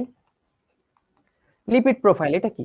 তো তোমার প্রোফাইল পিকে গেলে আমি কি দেখি? তোমার একটা ছবি দেখি, বা অনেকে তোমার এই বিড়াল বা অনেক কিছু ছবি দিয়ে রাখো। তোমার নামটা দেখি, অনেকে আবার নামও হাইড করে রাখো। একজন নাম পটাশিয়াম সায়ানাইড, অ্যাঞ্জেল, ডয়েট, এরকম অনেকগুলো নাম, প্রিন্স, আসল নাম থাকে না। বাট অ্যাকচুয়ালি একজনের প্রোফাইলে গেলে কি থাকা উচিত? তার নাম থাকা উচিত, তার একটা ছবি থাকবে, তাকে দেখে চেনা যাবে, এরকম। অর্থাৎ কারো প্রোফাইলে যাওয়া মানে কি? তাকে সম্পর্কে একটা আইডিয়া পাওয়া। লিপিড প্রোফাইল মানে লিপিড সম্পর্কে একটা আইডিয়া পাওয়া। আচ্ছা, তোমার বডিতে বা আমাদের বডিতে, মানুষের বডিতে লিপিড কি পরিমাণে আছে, কোন টাইপের লিপিড কি পরিমাণে আছে, বা কতটুকু থাকার কথা ছিল, সেটা যে একটা কমপ্লিট পিকচার, একটা চার্ট, সেটাকে বলা হয় লিপিড প্রোফাইল। সেটাকে বলা হয় লিপিড প্রোফাইল। খেয়াল করো, লিপিড প্রোফাইলের জন্য চারটা জিনিস দেখতে হয়। একটা হচ্ছে টোটাল কোলেস্ট্রল। কই? এই যে TC, total cholesterol, total cholesterol, এটা জানতে হয়। আচ্ছা, তারপর হচ্ছে টিজি, ট্রাইগ্লিসারাইড, ট্রাইগ্লিসারাইড, এটা জানতে হয়। আচ্ছা, তার প্রোফাইলে এটা এগুলো সব পরিচয় দেওয়া থাকে। আচ্ছা, LDL, low density lipoprotein, lipoprotein. HDL, high density lipoprotein. আচ্ছা, এগুলার পরিমাণটা জানা, যে বডিতে কেমন আছে, একটা স্বাভাবিক মানুষের বডিতে কেমন থাকার কথা ছিল, আর একটা ডেফিনিট প্রসপেক্টিভ মানুষের বডিতে কেমন আছে, that is called lipid profile. ঠিক আছে? আচ্ছা, এখন দেখো তোমাদের কি পড়বা। ভাই এত এত নাম্বার কেমন মনে রাখতে হবে? না, তুমি যেটা পড়বা স্বাভাবিক মাত্রাটা করে রাখবো ভালো করে, যে যত ফ্যাট কম থাকা বডিতে তত ভালো। তো ট্রাইগ্লিসারাইড 150-এর কম থাকতে হবে। এলডিএল, যেটা খারাপ, যেটা খারাপ, এটা কি করে? করোনারি আর্টারিকে ব্লক করে দেয়, এলডিএল। তাহলে এটা কম থাকাই ভালো, এটা 100-র কম থাকতে হবে। ঠিক আছে? এইচডিএল,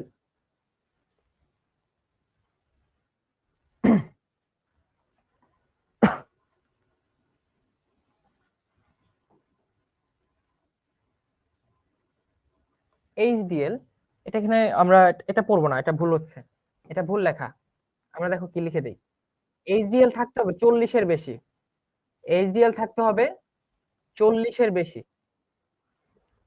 আমি যেটা লিখে দিই সেটা মাথায় রাখবা। এইচডিএল থাকতে হবে 40-এর বেশি, কারণ এইচডিএল হচ্ছে ভালো জিনিস, যেটা রক্তনালী থেকে চর্বিকে সরায় ফেলে। রক্তনালী থেকে চর্বিকে সরায় ফেলে কে? এইচডিএল।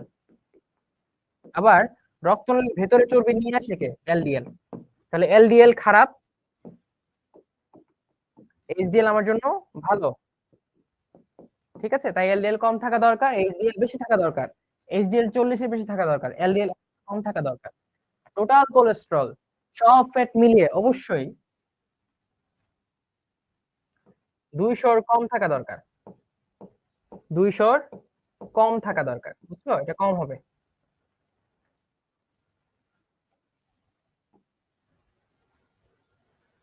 দাঁড়াও, সবাই বই বের করো, সবাই বই বের করো। তোমরা আবুল হাসান স্যারের বইয়ে যে ভ্যালুগুলো আছে, আবুল হাসান স্যারের বইয়ে যে ভ্যালুগুলো আছে সেগুলো পড়বা। আর সেখান থেকে কি পড়বা? অ্যাটলিস্ট স্বাভাবিক মাত্রা কত, তোমার বডিতে কেমন থাকা উচিত, ঠিক আছে, সেটা জেনে রাখবা। আমি আবার বলছি, স্বাভাবিক মাত্রা টোটাল কোলেস্ট্রল অবশ্যই 200-র কম থাকতে হবে, এইচডিএল 40-এর বেশি থাকতে হবে, এলডিএল 100-র কম থাকতে হবে, আর ট্রাইগ্লিসারাইড 150-এর কম থাকতে হবে। ঠিক আছে? আমরা এটা মাথায় রাখবো। আর এটা কোত্থেকে পড়বো? টেক্সট বুক আবুল হাসান স্যারের বই থেকে পড়বো, আবুল হাসান স্যার, ঠিক আছে, এই ভ্যালুগুলো পড়বো এখান থেকে, এটা আমরা জানি। আচ্ছা এখন চলে উদ্ভূত লিপিড, মানে কি আমরা বলেছিলাম যে যখন সরল লিপিড অথবা যৌগিক এগুলা বিভিন্ন প্রক্রিয়া ভৌত হতে পারে বা রাসায়নিক হতে পারে, এইসব প্রক্রিয়ার মাধ্যমে যখন পরিবর্তিত হয়ে একটা ডেফিনিট টাইপের লিপিডে তৈরি করে, এটা হচ্ছে উদ্ভূত লিপিড। উদ্ভূত লিপিড কয় রকমের ছিল? 3 রকমের ছিল, দেখো খেয়াল করে দেখো, আমরা পড়েছিলাম স্টেরয়েড পড়েছিলাম একটা, তারপরে পড়েছিলাম টারপিনস, কি টারপিনস, টারপিনস, এবং তারপর পড়েছিলাম রাবার। আচ্ছা, তো ব্যবহারগুলো দেখো, স্টেরয়েডে অনেক অনেক ক্ষেত্রে ব্যবহার আছে। স্টেরয়েড চিকিৎসা ক্ষেত্রে ব্যবহার করা হয়, ঠিক আছে, চিকিৎসা ক্ষেত্রে এর রোল অনেক অনেক ইম্পর্টেন্ট। অনেক লাইফ কি বলে ডিজাস্ট্রাস ডিজিজ, যেগুলো তোমার অনেক ফ্যাটাল, ওই ডিজিজের এগেইনস্ট, ওই রোগগুলোর এগেইনস্টে স্টেরয়েড খুব ভালো ওষুধ হিসেবে কাজ করে। And in some cases steroid is the life saving drug. তাহলে চিকিৎসা শিল্পে স্টেরয়েডের ব্যবহার অনেক অনেক আছে। টারপিন কোথায় ইউজ করা হয় বলতো? ওই যে কাঠের বার্নিশ করে, ঠিক আছে, বার্নিশ করে, তো ফার্নিচার বা বার্নিশ করার জন্য টারপিন ব্যবহার করা হয়। রাবার তো জানো টায়ার, বৈদ্যুতিক ইনসুলেটর, ঠিক আছে, তো রাবার বৈদ্যুতিক ইনসুলেটর, কারণ রাবার হচ্ছে তোমার আলটিমেটলি কি ওই বিদ্যুৎ পরিবহন করে না, ঠিক আছে, তো ইনসুলেটর হিসেবে কাজ করে। তো রাবার হচ্ছে টায়ার, গাড়ির টায়ার, ইনসুলেটর, এগুলো জায়গায় ব্যবহার করা হয়। আচ্ছা এখন আমরা স্টেরয়েড নিয়ে আলোচনা করি। দেখো স্টেরয়েডের এমন একটা সাইক্লিক বা চক্রাকার বিন্যাস থাকবে, এটা মুখস্থ করার কিছু নাই, যে রাখো এরকম একটা চক্রাকার বিন্যাস থাকবে, একটা স্পেসিফিক রিং থাকে, ঠিক আছে। আচ্ছা, আবার এই চক্রাকার বিন্যাসের মধ্যে যখন ওএইচ থাকবে, যখন ওএইচ থাকবে, ওএইচ থাকলে কি অল হয়ে যায় অ্যালকোহল, তখন স্টেরয়েডের নাম হয়ে যাবে স্টেরল, তখন হয়ে যাবে স্টেরল। অর্থাৎ স্টেরয়েড এরকম একটা রিং বিশিষ্ট একটা যৌগ, যে রিং এ নাইট্রোজেন থাকে, কার্বন থাকে, অনেক কিছু থাকে। আচ্ছা, যখন ওই রিং এর সাথে হাইড্রোক্সিল মূলক থাকে, অ্যালকোহল মূলক থাকে, তখন স্টেরয়েডের নাম হয়ে যায় স্টেরল। তাহলে দেখো অনেকগুলো স্টেরল আছে। তাহলে স্টেরয়েড কি দেখো, 4টি ভিন্নতর কার্বন রিং, 1 2 3 4, এই 4টা ভিন্নতর কার্বন রিং দিয়ে একটা গঠিত যৌগ, যেখানে কার্বনের পার্শ্ব শিকল থাকতে পারে। আচ্ছা, ওটা স্টেরয়েড।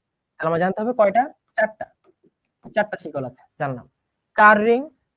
Carbon ring. আমার 2টা অবজেক্টিভ জানা শেষ। ওকে, এখন পড়বো স্টেরল কি জিনিস। যখন স্টেরয়েডে ওএইচ থাকে সেটা হচ্ছে স্টেরল। উদাহরণ কি ভাই sterol? Cholesterol, stigmasterol, ergosterol, beta sitosterol, digitalin. এখন এগুলার ব্যবহার অনেক।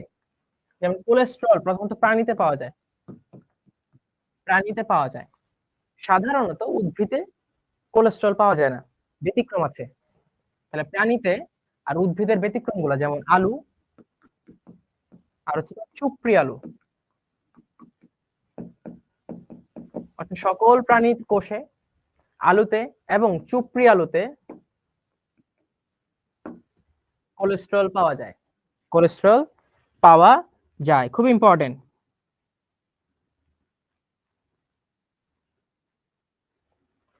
আচ্ছা, স্টিগমাস্টেরল এটা কোনো কোনো প্রাণীতে পাওয়া যায়। আর্গোস্টেরল পাওয়া যায় ছত্রাকে। কোথায় পাওয়া যায়? ছত্রাকে। 2টা ছত্রাকের নাম বলে দিই তোমাদের, নিউরোস্পোরা, নিউরোস্পোরা এবং ইস্ট।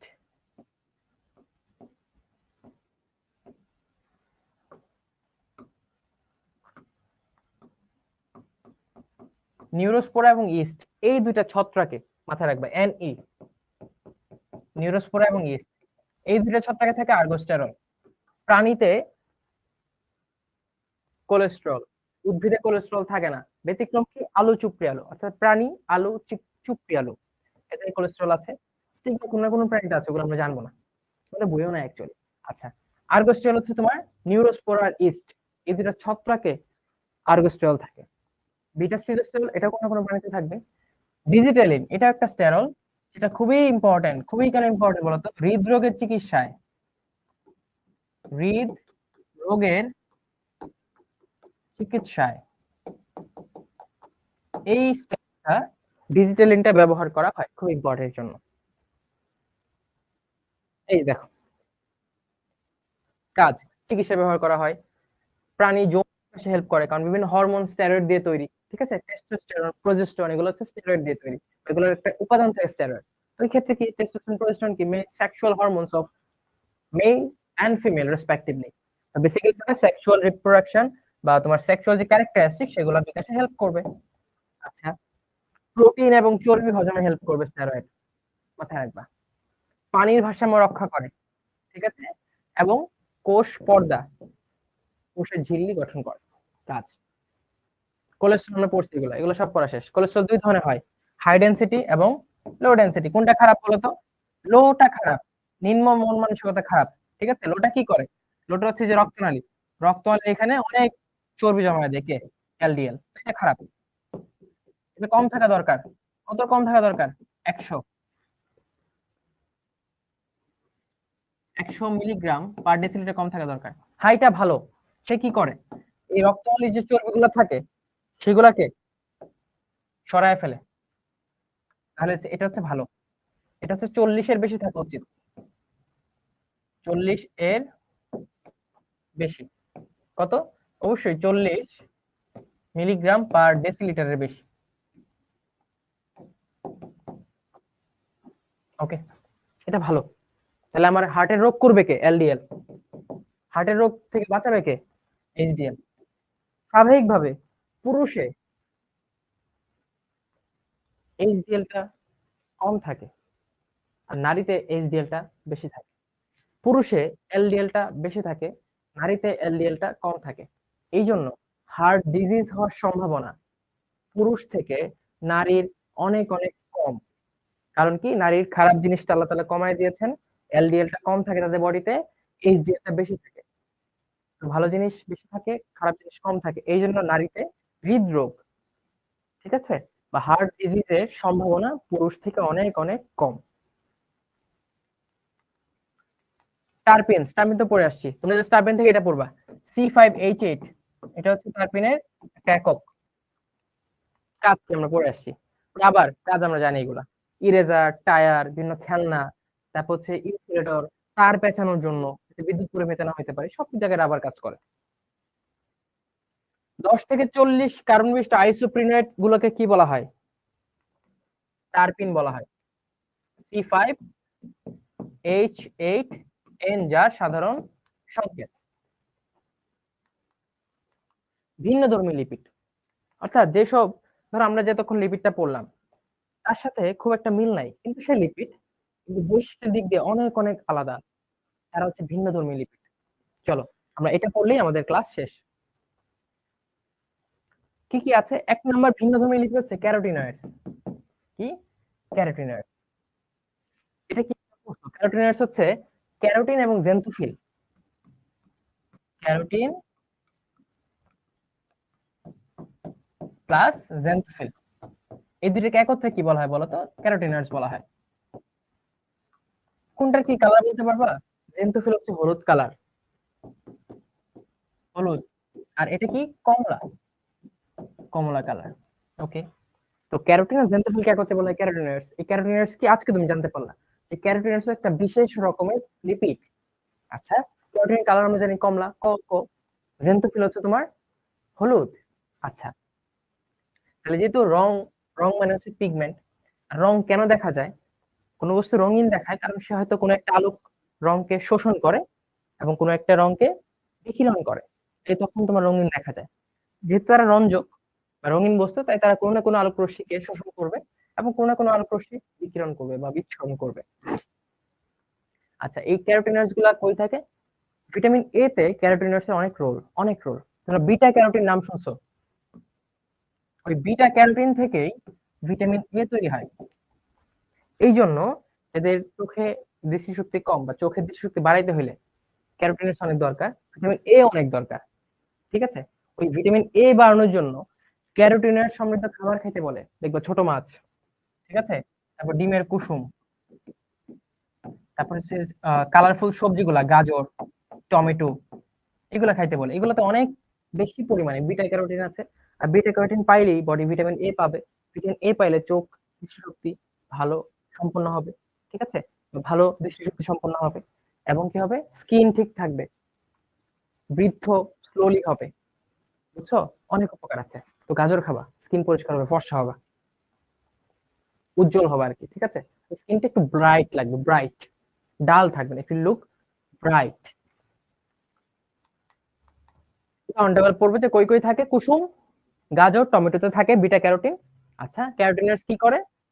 ক্যারোটিন এবং জ্যান্থোফিল দুইটা রঞ্জক মিলে ক্যারোটিনাস তৈরি হয়, এটা থেকে পরে ভিটামিন এ তৈরি করা যায়, এটা একটা ভিন্ন ধর্মী লিপিড। স্টেরয়েড অলরেডি আমরা পড়ে ফেলছি। কিছু হরমোন বলছিলাম যেগুলো স্টেরয়েড, টেস্টোস্টেরন, এস্ট্রোজেন। টেস্টোস্টেরন কি? পুরুষের মেইন হরমোন, মেইন যৌন হরমোন। আর এস্ট্রোজেন নারীর, এস্ট্রোজেন প্রোজেস্টেরন নারীর। মেরুদণ্ডী প্রাণীর যৌন বিকাশ, দেখো এই যে টেস্টোস্টেরন, এস্ট্রোজেন, এরাই যৌন বিকাশে হেল্প করে, তাহলে এরাই তো স্টেরয়েড। তাহলে মেরুদণ্ডী প্রাণীর যৌন বিকাশ নিয়ন্ত্রণ কি করবে? স্টেরয়েড নিয়ন্ত্রণ করবে, কিসের মাধ্যমে? হরমোনের উপস্থিত থেকে। এই দেখো সুন্দর করে আমি চার্ট করে দিয়েছি। টেস্টোস্টেরন এবং এস্ট্রোজেন ওরা কি করবে? যৌন বিকাশ নিয়ন্ত্রণ করবে, যথাক্রমে পুরুষ এবং মহিলা। কর্টিসল এটা একটা হরমোন, এই হরমোনটা কোত্থেকে আসে জানো? তোমরা পড়ার কথা যে কিডনি, এটা ধরো কিডনি, কিডনির উপর একটা গ্রন্থি থাকে, দুই পাশে দুইটা কিডনির উপরে দুইটা গ্রন্থি থাকে, যেগুলোর নাম অ্যাডরেনাল বা সুপ্রারেনাল।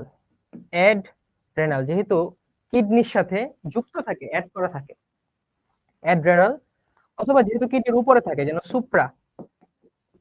Suprarenal gland. ওই গ্রন্থিগুলা থেকে কিছু হরমোন আসে, এর মধ্যে একটা হচ্ছে তোমার কর্টিসল হরমোন।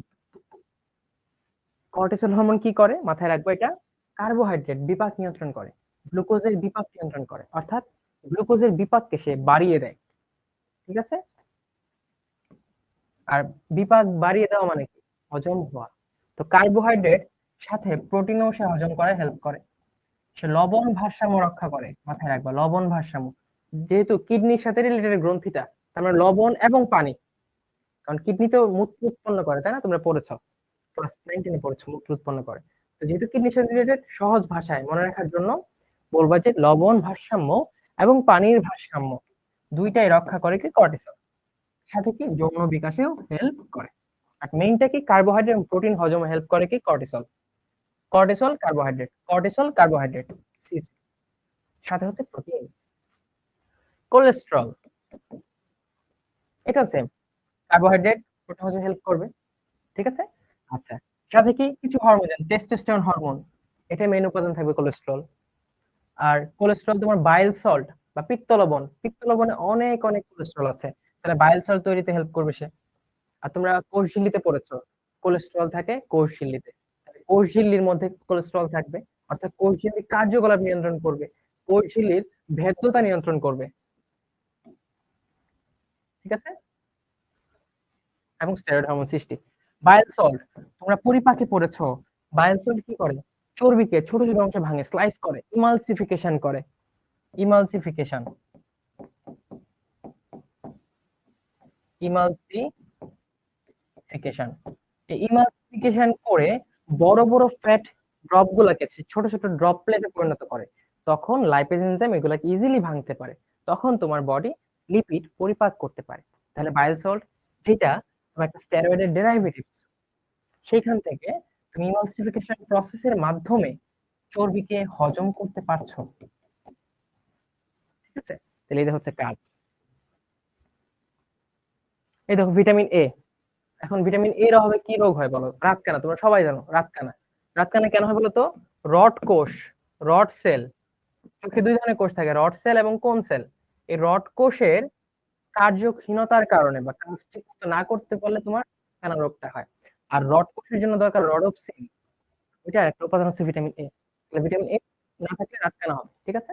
ওকে, তারপর ভিটামিন এ না থাকলে কি হবে? আমি বলছি যে গ্লো থাকবে না, স্কিন ডাল হয়ে যাবে, স্কিন ড্রাই হয়ে যাবে, অনেক ড্রাই হয়ে যাবে, ঠিক আছে। স্কিন আস্তে আস্তে মরে যেতে থাকবে, তখন অনেক সময় দেখবা চামড়া উঠে, এরকম স্কিন ডিসকেলিং অনেক বেশি হয়, অর্থাৎ ত্বক শুষ্ক হবে, ত্বক মরে যাবে, যেটাকে বলে ক্যারাটিনাইজেশন। ক্যারাটিনাইজেশন। ঠিক আছে, কারণ হচ্ছে ক্যারাটিন হচ্ছে মৃত কোষ, তো শুষ্ক হবে, পানি কমে যাবে, আস্তে আস্তে মারা যাবে। তোমরা জানো প্রোটোপ্লাজম জীবনের ভিত্তি, আর প্রোটোপ্লাজমের মূল উপাদান পানি। পানি না থাকলে এই কোষগুলো মারা যাবে, তাই না? তো কোষগুলো মারা গেলে সেটা ক্যারাটিন কোষ বা নিউক্লিয়াস বিহীন কোষ মৃত কোষে পরিণত হবে, যেটাকে বলা হচ্ছে ক্যারাটিনাইজেশন। অর্থাৎ সোজা কথায় ভাইয়া এটা এ নাই, মানে সে চোখে কম দেখবে, রাত কেন হবে সে, এবং তার স্কিন হবে অনেক খসখসে শুষ্ক, ঠিক আছে, ড্রাই। আচ্ছা, তারপরে ভিটামিন ডি এর অভাবে কি হয় বলতো? এটা তো সবাই জানো, হাড় হাড্ডি গুড্ডি শক্ত হবে না ভিটামিন ডি এর অভাবে, ঠিক আছে, রিকেটস হবে বাচ্চাদের ক্ষেত্রে।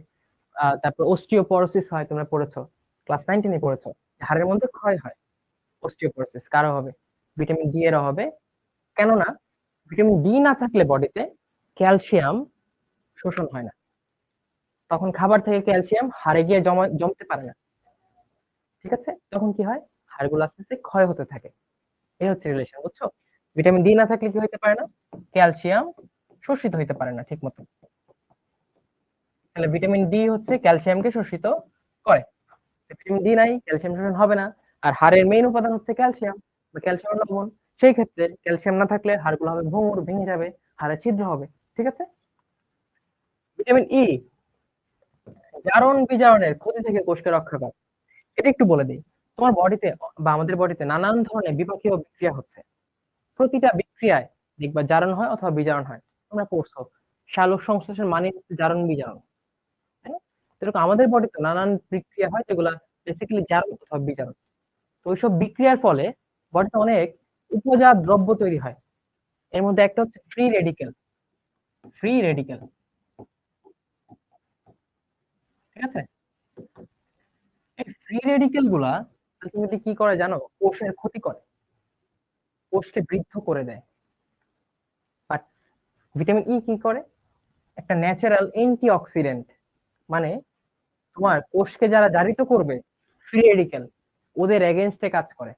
ওরা যাতে কোষের উপর কোনো বাজে প্রভাব না ফেলতে পারে, কোষকে জারিত করে নষ্ট না করে ফেলতে পারে, বা কোষের উপাদান সমূহকে জারিত না করতে পারে তারা, ঠিক আছে, ক্ষতিকারক গুলা যেগুলা বিক্রিয়ার ফলে তৈরি হলো, ঠিক আছে, ওইগুলাকে কি করে বন্ধ করে দেয়, বা এগুলোর কাছে কাজ করে ভিটামিন ই। তাহলে কথা হচ্ছে ভাইয়া, বিভিন্ন প্রক্রিয়ায়, বিভিন্ন বিক্রিয়ায় আমাদের বডিতে অনেক উপজাত দ্রব্য তৈরি হয়, যেগুলা কোষের জন্য ক্ষতিকর, ঠিক আছে। ওইগুলো কোষের বিভিন্ন বস্তুর সাথে অপ্রয়োজনীয় জারণ বিজারণ করবে, কোষকে নষ্ট করে দিবে।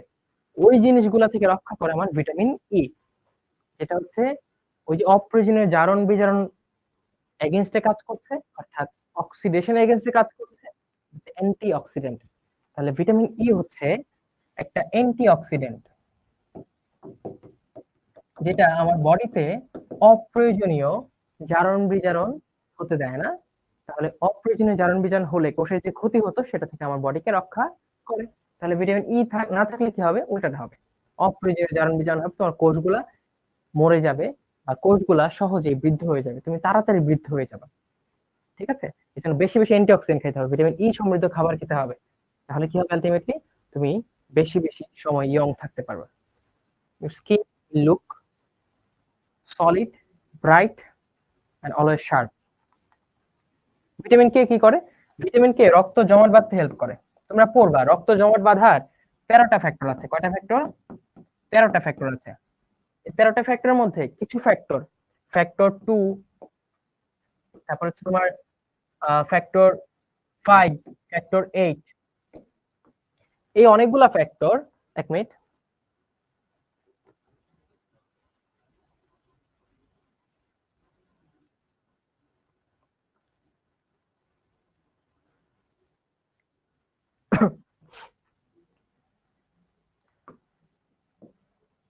এটা আমি একটু বলে দিই, দাঁড়াও।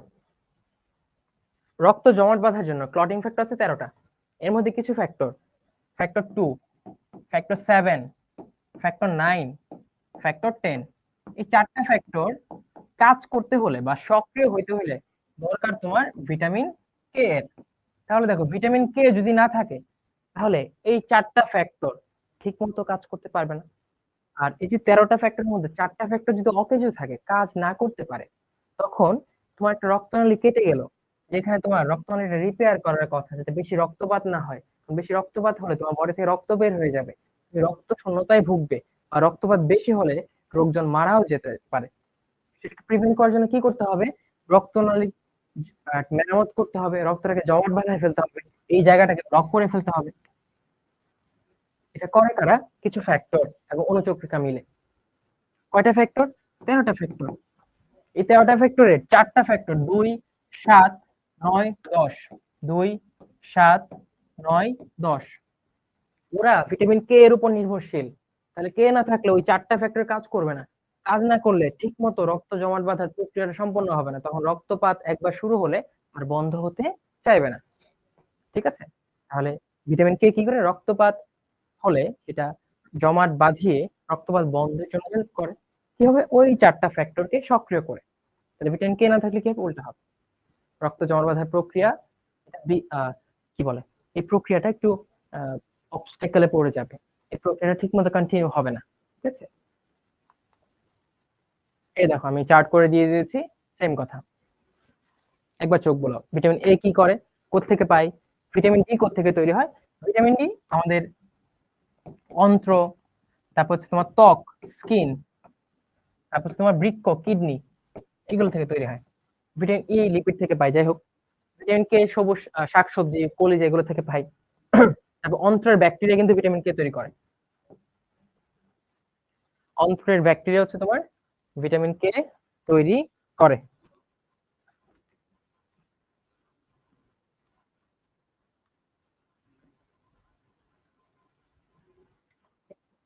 আর ভিটামিন ডিটা কি হয়? অন্ত্র থেকে শোষিত হয়।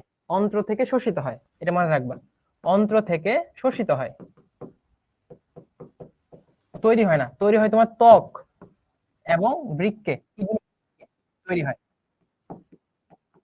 এগুলো যখন মেডিকেলে পড়বা, বায়োকেমিস্ট্রি পড়বা, তখন দেখবা ক্যালসিয়াম কেমনে তৈরি হয় বা ভিটামিন ডি কেমনে তৈরি হয়, কেমনে সক্রিয় হয়, সব পড়বা।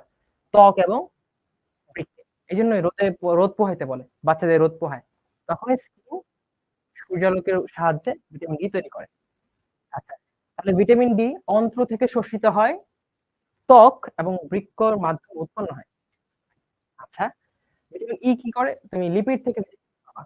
আর ভিটামিন কে তোমার অন্ত্রের যে ব্যাকটেরিয়া থাকে, সিম্বায়োটিক ব্যাকটেরিয়া থাকে, মানে 500 রকমের বা 500 প্রজাতির সিম্বায়োটিক ব্যাকটেরিয়া থাকে তোমার অন্ত্রে, বৃহদান্ত্র ক্ষুদ্রান্ত্রের মধ্যে আছে। বেসিক্যালি বৃহদান্ত্রে বা লার্জ ইন্টেস্টাইনে আছে।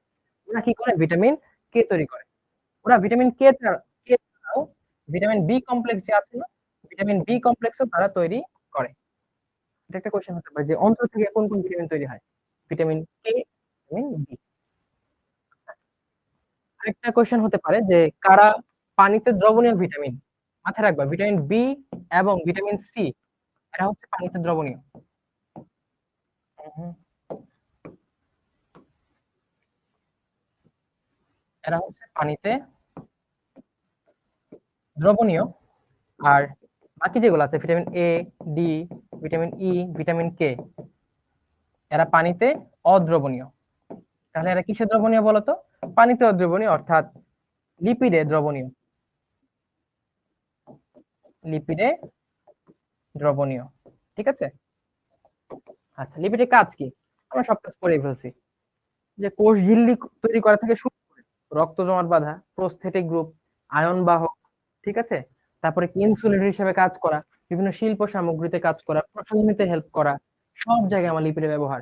বডিতে অনুবিকাশে হেল্প করা, ঠিক আছে, বিভিন্ন হরমোনের কাজ নিয়ন্ত্রণ করা, রক্ত জমাট বাঁধতে হেল্প করা, সব হচ্ছে কি লিপিডের কাজ। ঠিক আছে? তারপরে যে এনজাইমের প্রস্থেটিক গ্রুপ হিসেবে কাজ করে, যেটা এনজাইম তার মডিফাইড রূপে গিয়ে ভালো করে কাজ করতে পারে। যেমন অ্যাক্টোরা তার মডিফাইড রূপ ধারণ করার জন্য যাতে অ্যাক্টিংটা ভালো করে করতে পারে, প্রস্থেটিক গ্রুপ ইউজ করে। ঠিক সেম ভাবে এনজাইম, কোন এনজাইম প্রস্থেটিক গ্রুপ হিসেবে লিপিডকে নেয়, তখন তারা একসাথে ঠিকমতো এনজাইমের কাজটা করতে পারে। এগুলো হচ্ছে ইম্পর্টেন্ট, সেগুলো বোর্ডে আসছে। এটা হচ্ছে আমার ফান ওয়ার্ক, অবশ্যই তোমরা করবে। This is my fun work. Okay, আচ্ছা, এখন কোন কোয়েশ্চেন ভাই? কমেন্ট ডাউন করেন। তবে যারা মনোযোগ দিয়ে ক্লাসটা করছো, ওরা বোর্ড থেকে শুরু করে অ্যাডমিশন টেস্ট সবকিছুর কোয়েশ্চেন কভার আপ হয়ে গেছে। কিন্তু ভাইয়া এত পড়া কেন? পড়া তো থাকবেই, জীবনে পড়া কাজ এগুলো থাকবে, এগুলো নিয়েই তোমাকে এগিয়ে যেতে হবে। একদম ভাই ট্রান্সফেট বডির জন্য খারাপ কেন?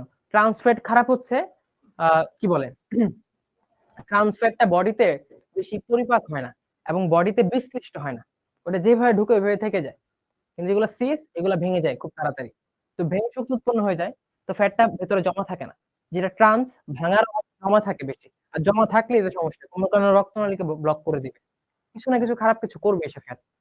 ট্রান্সটা খারাপ, সিসটা ভালো।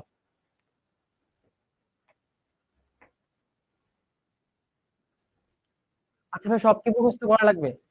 এটা কেমন কোশ্চেন হলো বলো? বার্নিশ হচ্ছে কাঠ ঘষা একদম স্মুথ করা, মসৃণ করা, কাঠের জিনিসপত্র ঘষে একদম মসৃণ করা, বিভিন্ন কালার করা, এগুলো হচ্ছে বার্নিশ। সুপ্রিয়া আলো, আলোর একটা টাইপ। আচ্ছা, হ্যাঁ দেখো আমি যা বলেছি সেগুলো বোঝার চেষ্টা করবা, তারপর তুমি 3-4 বার পড়ো। বলছি না যে মুখস্থ করার প্যারা প্রথমবারই না, তুমি 3-4 বার পড়ো, তারপর দেখো মনে আছে কিনা।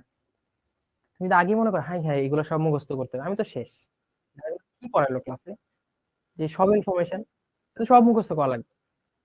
ভাই সব বুঝাই দিছে, তুমি এটা ভাবো, সব এক্সপ্লেন করে বলে দিছে, এখন তুমি এক্সপ্লেনটা মাথায় রেখে এক্সপ্লেনেশনটা মাথায় রেখে বারবার পড়বা, দেখবা তুমি এমনিতেই মুখস্থ হয়ে গেছে, কোনো প্যারা নেই।